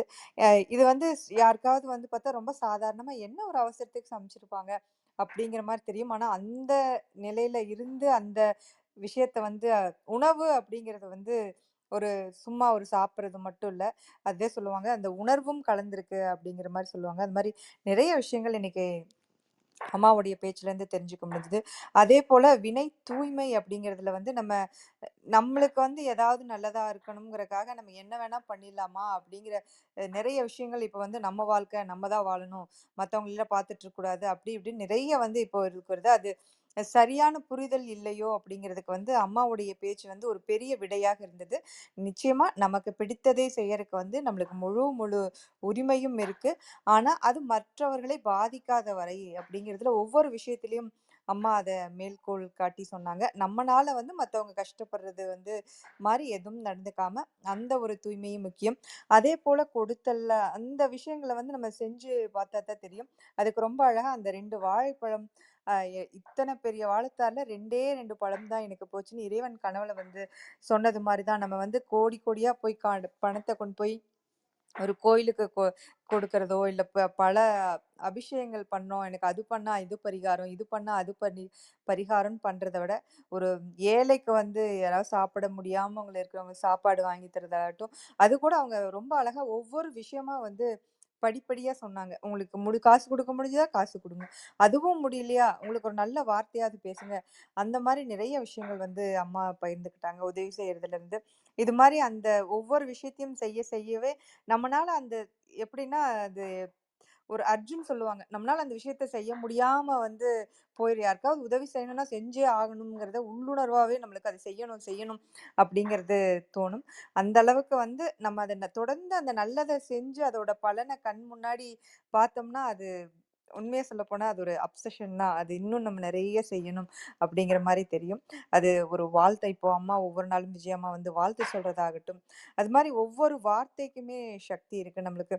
அது மாதிரி நிறைய விஷயங்கள் வந்து இன்னைக்கு அம்மாவுடைய பேச்சுல இருந்து புரிஞ்சுக்க முடிஞ்சது. ரொம்ப அழகா அது வந்து திருக்குறள் ஆகட்டும், அவங்க படிச்ச இலக்கியம், அவங்க கற்றல், அது எல்லாத்தையும் சரி, அவங்க போன அந்த கிராமம், அந்த மாதிரி எல்லாத்தையும் நம்ம கண்ணுக்குள்ளேயே கொண்டு வந்து எதெல்லாம் வாழ்க்கைக்கு ரொம்ப அழகா தேவை அப்படிங்கிறத ரொம்ப அழகா சொன்னாங்க. ரொம்ப ரொம்ப மகிழ்ச்சியா இருந்தது. மிக்க நன்றிங்கம்மா. மிக்க நன்றி அனைவருக்கும். நன்றிங்க ரேவதி. நிறைய கருத்துக்களை சுருக்கமா அழகா சொன்னீங்க. மிக்க நன்றி. காசி ஆறுமுகம், வணக்கம். நீங்க பேசலாம். அனைவருக்கும் இனிய காலை வணக்கம். நான் இடையில கொஞ்சம் கேட்க முடியல. ஆனால் நான் கேட்ட அந்த சிறு பகுதியிலே வந்து அதிக கருத்துக்கள் இருந்தது, அம்மாவோட கருத்துக்கள் எல்லாம். ஏன்னா எப்போதுமே அவங்க வந்து வாழ்வியலில் தான் கடைப்பிடிக்கிறதா நம்மளுக்கு வந்து உரையாக சொல்லக்கூடியவங்க. அவங்க எடுத்துக்கிட்ட இலக்கியங்கள் அந்த சங்க இலக்கியத்திலேருந்து அவங்க முதுமொழி காஞ்சிலேருந்து சொன்னாங்க, ஓதலின் சிறந்தது ஒழுக்கமுடைமை அப்படின்ட்டு. அதான் நம்ம கற்றலை விட நம்மளுக்கு ஒழுக்கம் தான் வந்து உயர்ந்தோங்கி நிற்கும். அதுதான் நம்மளை வந்து அடையாளப்படுத்துவது என்னன்னா ஒழுக்கம் தான். நம்ம ஒரு செயலை வந்து பிடித்த செயலை நேர்த்தியா ஒழுக்கமா செஞ்சாதான் நம்ம அடையாளப்படுவோம். நம்ம படிப்புங்கிறது அது வேற. ஆனா அந்த நம்மளுடைய திறமைகளை வெளிப்படுத்தினா அதுக்குள்ள ஒழுக்கம் இருந்தால் தான் நம்ம வந்து உயர்ந்து நிற்க முடியும். அதான் ஓதுதலில் சிறந்தது ஒழுக்கமுடைமை அப்படிங்கிற மாதிரி சொல்லியிருந்தாங்க. அதுல இன்னொரு வரியும் சொல்லியிருந்தாங்க, காதலில் சிறந்தது கண்ணஞ்சப்படுதல் அப்படிங்கிற மாதிரி. அதை அது அந்த மாதிரி இலக்கியத்துல இருந்தும் எடுத்துக்கிட்டு தன்னோட வாழ்க்கையில நம்ம எப்படி வாழணும் அப்படிங்கிற மாதிரியும் சொன்னாங்க. அதே மாதிரி அவங்க சொன்ன மாதிரி உணவு சமைக்கிறவங்க வந்து தன்னை தன்னோட சித்தி செய்ய செயல் கூட வந்து அதை பிடிச்ச மாதிரி செஞ்சதுனால அந்த உணவு கலையிலையும் அவங்க சிறந்து விளங்குறாங்க அப்படிங்கிற மாதிரி சொன்னாங்க. அந்த ஆர்வம் தான் வந்து நம்மளையும் வந்து ஒழுக்கமா இருக்கவும் வைக்கும். அதே மாதிரி நம்மளுக்கு வந்து என்ன ஒருத்தனோட மனத்திற்பம் என்பதே வந்து அவனோட வினை திற்பத்தில் இருந்து தான் இருக்கு அப்படின்னு சொல்லி வள்ளுவரும் சொல்றாரு. ஸோ வினையை வந்து நம்ம வந்து ஒழுங்கா செஞ்சோம்னா நம்மளுக்கு மன வலிமையும் வந்து வரும். அதுக்கப்புறம் தான் எல்லாமே அப்படிங்கிற மாதிரி சொல்றாரு. அந்த மாதிரி அவங்களோட வாழ்வியல் சார்ந்த விஷயம், நமக்கு என்ன கருத்துக்கள் தேவை அப்படிங்கிறது எப்பவுமே அவங்க வந்து எளிமையாக சொல்லக்கூடியவங்க. அவங்க தமிழே வந்து பார்த்தீங்கன்னா கொஞ்சம் தமிழில் சொல்லுவாங்கல்ல, அந்த மாதிரி இருக்கும். நம்ம அதை ஒரு ஒரு ஆசிரியர் வந்து ஒரு ரொம்ப ஆதங்கமாக நம்மக்கிட்ட வந்து நடந்துக்கிறத விட இந்த கொஞ்சிற மாதிரி நடந்துக்கிற ஆசிரியர் தான் எல்லாத்துக்கும் பிடிக்கும். அவங்கள தான் நம்ம லாஸ்ட் வரைக்கும் நினச்சிருப்போம். அவங்க சொல்கிறத தான் நம்ம பின்பற்றணும்னு நினச்சி தான் நம்ம பின்பற்றுவோம். அதுதான் ஆசிரியருக்கான ஒரு அழகுகளில் இன்னொரு அழகும். அந்த மாதிரி தான் அம்மாவும் அவர்கள் நம்மளை ஒரு மாணக்கர் மாதிரியே வந்துட்டு இப்படி இருக்கணும் அப்படி இருக்கணும் அப்படின்னு எப்போவுமே சொல்லக்கூடியவங்க. அதே மாதிரி அவங்களும் நடப்பாங்க. ஏன்னா நான் வந்து நேரில் பார்த்துருக்குறேன். அவங்களோட வந்து ஒரு ஒழுக்கமான சிந்தனை கொண்டவங்க அப்படின்ட்டு. ஏன்னா நம்ம ஒரு சின்ன செயலை செஞ்சால் கூட வந்துட்டு இது இப்படி பண்ணலாம் நல்லா இருக்கும்பா அப்படின்னு சொல்லக்கூடியவங்க. ஒரு எழுத்துல கூட வந்து அவங்க இதெல்லாம் வந்து மாற்றிக்குங்க, இது வந்து உங்களுக்கு பிடிச்சி நீங்கள் எழுதுறீங்களா என்னன்னு தெரியல, ஆனால் இதெல்லாம் வந்து மாற்றிக்கிட்டா நமக்கு இன்னும் வந்து சிறந்ததாக இருக்கும் அப்படின்னு. அதில் கூட சின்ன ஒரு பிழை இருந்தால் கூட அது கூட ஒழுக்கமாக இருக்கணும் அப்படின்னு நினைக்கக்கூடியவங்க. ஏன்னா எல்லாரும் அந்த மாதிரி எழுதுறாங்க, பெரிய பெரிய ஆட்கள் சொல்கிறவங்களாம் அப்படி எழுதுறாங்க. இருந்தாலும் அதுக்கு ஒரு நல்ல இது இல்லைப்பா அப்படிங்கிற மாதிரி சொல்லுவாங்க. நான் என்னோட கருத்தை சொல்கிறேன், நீ அதை ஃபாலோ பண்ணுறது உங்களோட விருப்பம் தான் அப்படின்னு சொல்லுவாங்க. அதுலேருந்து தான் நம்மளுக்கு வந்து சரி நம்மளும் வந்து எதுக்கு அந்த மாதிரி எழுதிக்கிட்டு நம்ம இருக்கிறத எழுதுறேன்னு சொல்லிட்டு ஒரு சில பேர் தப்பான வார்த்தைகள்லாம் பயன்படுத்துவாங்க. அது எதார்த்தம், அது வந்து இயல்பா இருக்கணும் அப்படின்ட்டு. நம்ம அதிலேருந்து மீறி அது சொல்ற விதமா சொன்னோம்னா எல்லாத்துக்குமே வந்து அவங்களோட கற்பனைக்கு அது போயிடும். அந்த மாதிரி அவங்க சொல்லக்கூடியவங்க. இன்னைக்கு அவங்களோட உரை சிறப்பா இருந்தது. இடையில சிறிது நேரம் நான் வந்துட்டு ஆ வர முடியலைங்கிறது வருத்தமா தான் இருந்துச்சு. அதே மாதிரி சகோதரர் வேல்ராஜ் அவர்களுடைய தந்தை காலமான செய்தியும் வந்து ரொம்ப வருத்தமான செய்தியா இருந்துச்சு. ஆ அவங்க குடும்பத்திற்கு எனக்கு ஆழ்ந்த இரங்கலை தெரிவித்துக் கொள்கிறேன். நன்றி, வணக்கம். மிக்க நன்றி. உங்கள் அன்பான கருத்துக்களுக்கும் வாழ்த்துக்களுக்கும் நன்றி. ராணி அம்மா, வணக்கம். நீங்க பேசலாம். வணக்கம்மா. அவையினர் அனைவருக்கும் அன்பு வணக்கம். என்னால் முதல்ல இணைய முடியல. நான் இறுதியில தான் கேட்டேன் அவங்களுடைய பேச்ச. ரொம்ப அருமையா இருந்தது. அதாவது எனக்குள்ள பல எங்களுடைய ஊர் நிகழ்வுகளை எல்லாம் தோற்றுவித்தது. முதல்ல அதுக்கு முன்னாடி நம்ம அவையினுடைய திரு வேல்ராஜ் அவருடைய தந்தையனுடைய மறைவுக்கு என்னுடைய ஆழ்ந்த இரங்கலை தெரிவித்துக் கொள்கிறேன். ஒரு பானை சோற்றுக்கு ஒரு சோறு பதம் அப்படிம்பாங்க. எனக்கு என்னுடைய என்னுடைய நிகழ்வு இருக்கும் பொழுது அவர் போட்ட சில படங்கள் எல்லாம் பார்க்கும்போது முதல் வாசிப்பை நேசிப்போமுக்கு வந்து என்ன பண்ணாரு கம்பர், அப்படின்னு நிறைய பேர் படம் பாவேந்தர் அவங்க படம்லாம் போட்டாரு. மறுநாள் வந்து நான் இந்த எண்ணம் திருந்தினால் எல்லாம் திருந்தும்னு சொன்னதை வச்சுக்கிட்டு மனசு ரொம்ப மகிழ்வித்தது என்ன அது. என்ன பண்ணாரு, அழகா மூவாவோட படத்தையும் போட்டிருந்தாரு. அந்த யாதும் யாயும் யாயும் யாராகியரோ அந்த பாட்டையும் பின்புலத்துல கொடுத்தது ரொம்ப சிறப்பா இருந்தது. அதாவது எதை இதனை இதனால் இவன் முடிக்கும் என்றாய்ந்து அதனை அவன் கண் விடல்னு சொல்லுவாங்க இல்லையா? அது மாதிரி மிகச்சிறந்த ஒரு அஹ், அஹ், என்ன ஆளுமையா இருக்காரு அவரு. உடனே சொல்லி இப்ப பண்ணது ரொம்ப நல்லா இருந்தது. அவரை பத்தி எனக்கு ரொம்ப தெரியாது. நான் வந்து 2 நாள், இன்னைக்கு ஒரு 3வது நாள் கவிதாவுடைய பேச்சை முதல்ல கேட்டிருக்கிறேன், ஜாகீருடைய பேச்சை வந்து கேட்டிருக்கிறேன், அவ்வளவுதான். அஹ் இருந்தாலும் கூட அந்த கொஞ்சம் இந்த குறுகிய காலத்திலேயே அந்த அவர் இந்த செயல் வந்து என்னை ரொம்ப வியக்க வச்சது. அஹ் அது மாதிரி ரொம்ப நல்லா இருந்தது. அது மாதிரி நிறைய பேர் கூடி இருக்கிறீங்க, எல்லாருடைய பேச்சுமே ரொம்ப நல்லா இருக்குது. நான் கேட்கணும்னு நினைச்சுக்கிட்டே இருந்தேன், என்ன அறியாம இணைய முடியல உடனே. ரொம்ப நல்லா இருந்தது விந்தியா அவர்களுடைய பேச்சு வந்து. ரொம்ப நல்லா இருந்தது. அதாவது அந்த காலத்துல கிராமங்கள்லாம் அப்படிதான் இருக்கும். அஹ் வீடு காலையில வீடு பெருக்கி கோலம் போட்டுட்டு கதவை திறந்தாங்கன்னா மாலை இரவுல தான் தூங்க போகும்போது தான் கதவையை மூடுவாங்க. எல்லா வீட்டு குழந்தைகளும் பல்வேறு குழுவினர் அங்க சேர்ந்திருப்பாங்க. ஒரே குழுவினர் இருப்பாங்கன்னு சொல்லவே முடியாது. ஒரு வீட்டுல ஒரு 10, 20 வீடு இருந்தா கூட ஒரு தெருவுல ஒரு தெரு தெருவா இருக்கும் இல்லையா? இருந்தாலும் கூட எல்லார் வீட்டு கதவும் திறந்துதான் இருக்கும். எந்த வீட்டு குழந்தை எங்க வேணாலும் போகும், எங்க வேணாலும் வரும். அங்க கூட சாப்பிடுவாங்க. அப்படிலாம் இருக்கும். எங்க வீட்டுல என்னன்னாக்கா, இப்ப மத்தியானத்து பொதுவா கிராமங்கள்ல வந்து காலையில எளிய உணவு தான் இருக்கும். கூழு, பழைய சோறு இப்படிதான் இருக்கும். இரவுல தான் சமையல் பண்ணுவாங்க. மதியமே அது அது அந்த கூழெல்லாம் சாப்பிட்டுடுவாங்க. எங்க வீட்ல என்ன பண்ணுவோம்னா, சமையல் பண்றக்கூடிய பழக்கம் உண்டு. சின்ன சின்ன கை குழந்தைகள் இருந்தாக்கா, அ வருவாங்க வீட்டுக்கு வந்து ஒரு கிண்ணம் எடுத்திருந்தாங்கன்னா, சாப்பாடுலாம் குடுத்து அனுப்புவாங்க. இது இது வந்து வந்து ஒரு பெருமைக்காகலாம் செய்யறது கிடையாது. இப்ப இயல்பா அவங்க வரலன்னா கூட, "ஏன் அந்த வீட்ல இந்த பிள்ளை வரல? போய் வாங்கிட்டு வா போ" இல்லாட்டி ஒரு கிண்ணத்துல போட்டு குடுத்து அனுப்புவாங்க. இப்படி வீட்ல எப்பவுமே உணவு இருக்கும். யாராவது திடீர்னு வந்தாவோ, வேற வீடு விட்டு வந்தாரோ வந்து இயல்பா அவங்கவங்க வீடு மாரி வந்து உட்கார்ந்துட்டு பண்ணுவாங்க. இன்னும் சொல்லப்போனா எங்க வீடு வந்து பெரிய வீடா இருந்தது. முற்றம் இருக்கும். கூடம் பெருசா இருந்தது. அங்க அத வந்து 2, 3 ரூம் தடுக்கலாம். ஆனா எங்க அப்பா என்ன பண்ணாருன்னா, அவங்க விந்தியா கௌரி சொன்ன உடனே ஞாபகம் வந்தது எனக்கு. திருமணங்கள் எல்லாம் அப்பல்லாம் இந்த மண்டபம் எல்லாம் கிடையாது. யார் வீடு பெருசா இருக்குதோ அந்த வீட்ல நிகழும். அது யாரா இருந்தாலும் சரி. வேற வேற வகுப்பினரா இருந்தா கூட சரி. அதுக்காகவே எங்க அப்பா வந்து அத ஒரு ஒரு அறையா மாத்தாம அப்படியே வச்சு உட்கார்ந்து எங்க அம்மா சொல்லும்போதெல்லாம் கூட உட்கார்ந்து அதுக்கு தேவையான பொருள்லாம் கூட எங்க அப்பாவுடைய தொழில் நிலையனால எங்க வீட்ல எப்பவுமே இருக்கும். இந்த சிமெண்ட், மணல், கட்டைகள் எல்லாமே இருக்கும். இருந்தாலும் கூட எங்க அப்பா என்ன பண்ண மாட்டாரு, அத செய்ய மாட்டாரு. ஒரு கல்யாணம் நடந்தாக்கா, எவ்வளவு பேர் பந்தியில உட்கார்ந்து சாப்பிட எவ்வளவு வசதியா இருக்குது. இத போய் ரூமா தொறக்க சொல்றியே, போ போ அப்படிம்பாரு.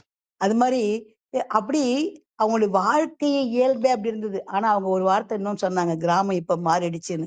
அது முக்காலும் உண்மை. நான் இப்ப அண்மையில கிராமத்துக்கு போய் கொஞ்ச நாள் இருக்க வேண்டி நேர்ந்தது. மக்கள் மனசு மாறிடுச்சு. இப்ப எல்லாமே மாறிடுச்சு. சுனாமியின் போது அ அந்த மீனவ மக்கள் எப்படி மாறுனாங்களோ, அதே போல இப்ப மக்களுடைய அடிப்படை நோக்கமே சென்னையில இருந்து வந்திருக்காங்களா, இவங்களால எப்படி வேணாலும் எது வேணாலும் செய்வாங்க. அவங்கள்ட்ட நெறைய காசு இருக்குது அப்படின்ற மாரி மாறி போயிடுச்சு இப்ப மக்கள். அதுக்கெல்லாம் என்ன காரணம்னா, சுற்றுச்சூழல் தான் காரணம். அ அது மாரி ரொம்ப நல்லா சொன்னாங்க. அந்த காலத்துல மக்கள்லாம் கூடி வாழ்வாங்க.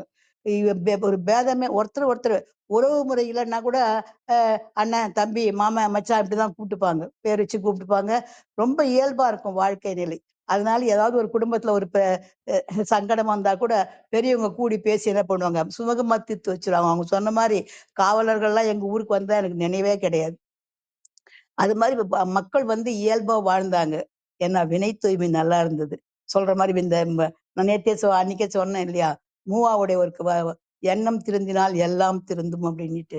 அந்த எண்ணங்கள் திருத்தமா இருந்ததால, மக்களுடைய வாழ்க்கை முறையும் நல்லா இருந்தது. ஒருவருக்கு ஒருவர் உதவி வாழ்ந்தாங்க. எல்லாரும் கூடி வாழ்ந்தாங்க. ஒரு பண்டிகை, ஒரு விழாக்கள்னாக்கா ரொம்ப நல்லா இருக்கும் அதெல்லாம். அதெல்லாம் இப்ப ரொம்ப அருகி போயிடுச்சு கிராமங்கள்ல கூட. இருக்குது இப்பவும். இருந்தாலும் கூட முன்ன மாரி நல்லா எனக்கு நான் அப்பவும் பார்த்து, இப்பவும் பார்க்கறதால எனக்கு நல்ல வித்தியாசம் தெரியுது எனக்கு. அ சொல்ல மனம் தானே எல்லாத்துக்கும் காரணம். "மனமது செம்மையானால் மந்திரம் ஜபிக்க வேண்டாம்னு" சொல்லுவாங்க. அந்த மனசு நல்லா இருந்தாக்கா, எண்ணம் நல்லா இருக்கும். எண்ணம் நல்லா இருந்தா சொல்லு, சொல் நல்லா இருந்தா செயல், செயல் நல்லா இருந்தா பழக்கம், பழக்கம் ஒழுக்கம். இப்படி எண்ணம் தான் எல்லாத்துக்கும் அடிப்படை காரணம். மக்களுடைய மனதுல ஒரு வஞ்சமில்லாத இருந்தது. அ அதனால நல்லா இருந்தது. அங்க இப்போ என்ன சொல்றதுனாக்கா, மாறினாலும் கூட இப்பவும் அதாவது இதெல்லாம் சில கால மாற்றங்கள். பழையன கழிதலும் புதியன புகுதலும் வழுவல கால வகை நான் சொல்லுவாங்க இல்லையா? அதை போல இதெல்லாம் நிகழுது. ரொம்ப அருமையா பேசுனாங்க. நான் முதல்ல எல்லாம் நான் கேட்க முடியல என்ன. அது ஒரு இழப்பு தான் எனக்கு, பொறுத்தருள்க. ரொம்ப நல்லா இருந்ததுங்கம்மா உங்க உரை. வினைதான், வினைன்னா என்ன? செயல் தானே. நம்முடைய செயல் நல்லா இருந்தாக்கா, மனசு தூய்மையா இருந்தா, செயல் நல்லா இருந்தா அதனுடைய விளைவுகளும் வரும் இல்லையா? எந்த ஒரு செயலுக்கும் ஒரு எதிர்வினை உண்டுன்றது. நம்முடைய நல்லா இருந்தாக்கா, நல்ல எண்ணத்தோடு செய்யப்பட்ட அது நல்ல விளைவை கொண்டு வரும்னு சொல்லியிருப்பாங்கன்னு நினைக்கிறேன் நானு. நல்ல மகிழ்ச்சி. நன்றி. அவைக்கு நன்றி. எனக்கு பேச வாய்ப்பு கொடுத்ததுக்கு நன்றி. வணக்கம். உங்கள் அன்பான வாழ்த்துக்கும் கருத்துக்களுக்கும் மிக்க நன்றிங்கம்மா. சரவணன் வணக்கம், நீங்க பேசலாம். அனைவருக்கும் இனிய காலை. என்ன வந்து ரொம்ப அருமையாக இன்னைக்கு விளக்குனாங்க. ஒரு விஷயம் ரொம்ப அருமையாக இருந்தது. உங்கள் அன்பான வாழ்த்துக்களுக்கு மிக்க நன்றிங்க சரவணன். நித்யாதேவி வணக்கம், நீங்க பேசலாம்.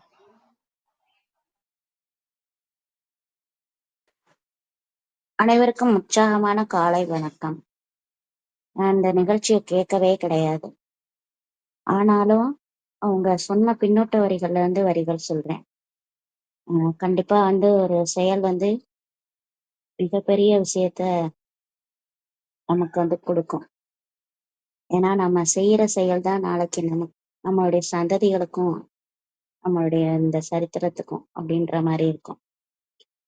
அதனால அவங்களுடைய பேச்சை நான் ரீப்ளேல பேசிட்டு நாளைக்கு கூட நான் சேர்த்து பின்னோட்ட வரிகள் தர்றேன். அதுக்கப்புறம் நம்மளுடைய சரித்திரம் படைப்போம் அதுல இருக்க ஐயா வேல்ராஜ் ஐயாவும் அவங்களுடைய தந்தை மறைந்தாங்கன்னு சொன்னீங்க. ஒரு ஆன்மா சாந்தி அடையட்டும், அதற்காக கொஞ்சம் ப்ரே பண்ணிக்கிறேன். நல்லதொரு நிகழ்வு. நன்றி, வணக்கம். உடல்நிலை கொஞ்சம் மோசம். மிக்க நன்றிங்க நித்யாதேவி. உங்கள் அன்பான வாழ்த்துக்கும் கருத்துக்களுக்கும் நன்றி. அருள் சேவியர் சார் வணக்கம், நீங்க பேசலாம். வணக்கம். வணக்கம். அனைவருக்கும் இனிய காலை வணக்கம். அன்பு சகோதரர் வேல்ராஜ் அவர்களுடைய தந்தை இறப்புக்கு ஆழ்ந்த இரங்கலை தெரிவித்துக் கொள்கிறேன். நன்றி அம்மா. இந்தியா கௌரி அம்மாவோட உரை வந்து நல்லா நானும் பாதியில முடிகிற ஸ்டேஜ்ல தான் வந்தேன். ஒரு கற்பகவல்லி அவங்க சொல்லும்போது நிறைய திருக்குறளை ஒட்டி அவங்க என்னென்னலாம் சொல்லியிருப்பாங்க அப்படின்னு தெரிய வந்தது. அதான் வினை என்கிறது செயல். அவங்க அழகா முடிக்கும் போது சொன்னாங்க, எண்ணம் சொல் செயல் அது வந்து ஒரே நேர்கோட்டுல இருக்கணும். நம்முடைய வினை மற்றவங்களுக்கு தொந்தரவா இருக்கக்கூடாது. உதவி செய்யாட்டியும் பரவாயில்ல, உதவித்தரம் செய்யக்கூடாதுன்னு சொல்லுவாங்க. அது மாதிரி மற்றவங்களுக்கு துன்புறுத்தல் கூடாது அப்படிங்கிறத சொல்லியிருப்பாங்க. அப்புறம் அந்த குடும்பத்துல நிகழ்கிற அந்த டைவர்ஸ் அது வந்து 99% கிராமங்கள்ல இருக்கிறதுக்கு வாய்ப்பே கிடையாது.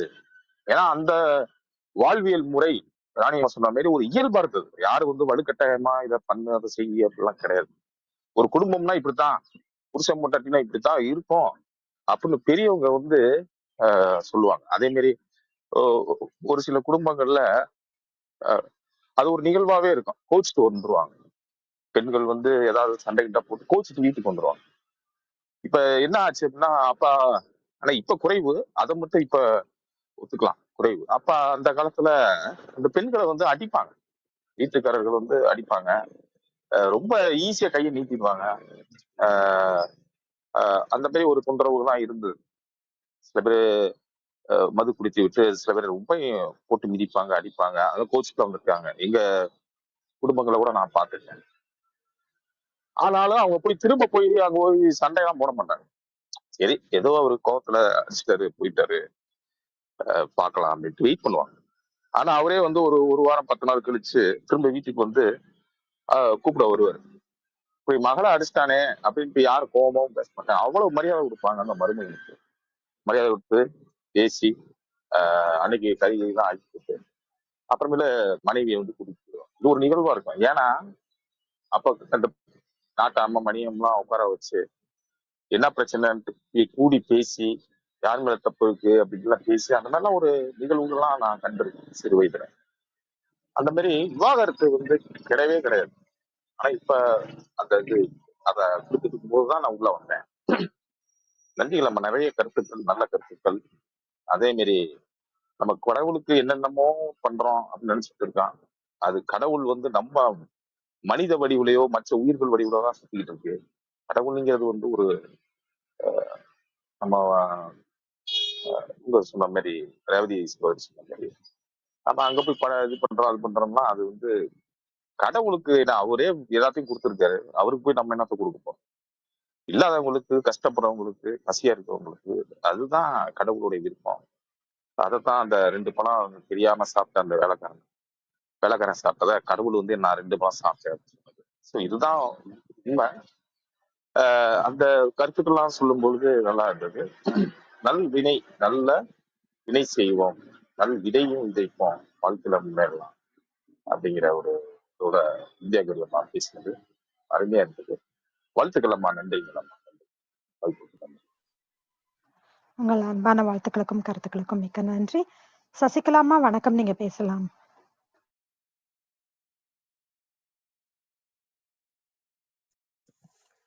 நன்றிங்க கற்பகா. அனைவருக்கும் காலை வணக்கம். இந்தியா கௌரி அம்மாவோட காந்த குரலோட காலையில வினை தூய்மைக்கு நல்ல ஒரு சிந்தனை. நன்றிங்கம்மா, வாழ்த்துக்கள், வாழ்க வளமுடன். வேல் வேல் வேல் தந்தை ஆன்மா சாந்தி பெற இறையருளும் குரு அருளும் துணை நிற்கட்டும். வாழ்க வளமுடன். அனைவருக்கும் வாழ்க வளமுடன். நன்றிங்க சசிகலாமா. வேறு யாருக்காவது கருத்துக்கள் இருந்தா பகிரலாம். நன்றிகள் அம்மா. அம்மா பேசலாங்களா? பேசுங்கம்மா.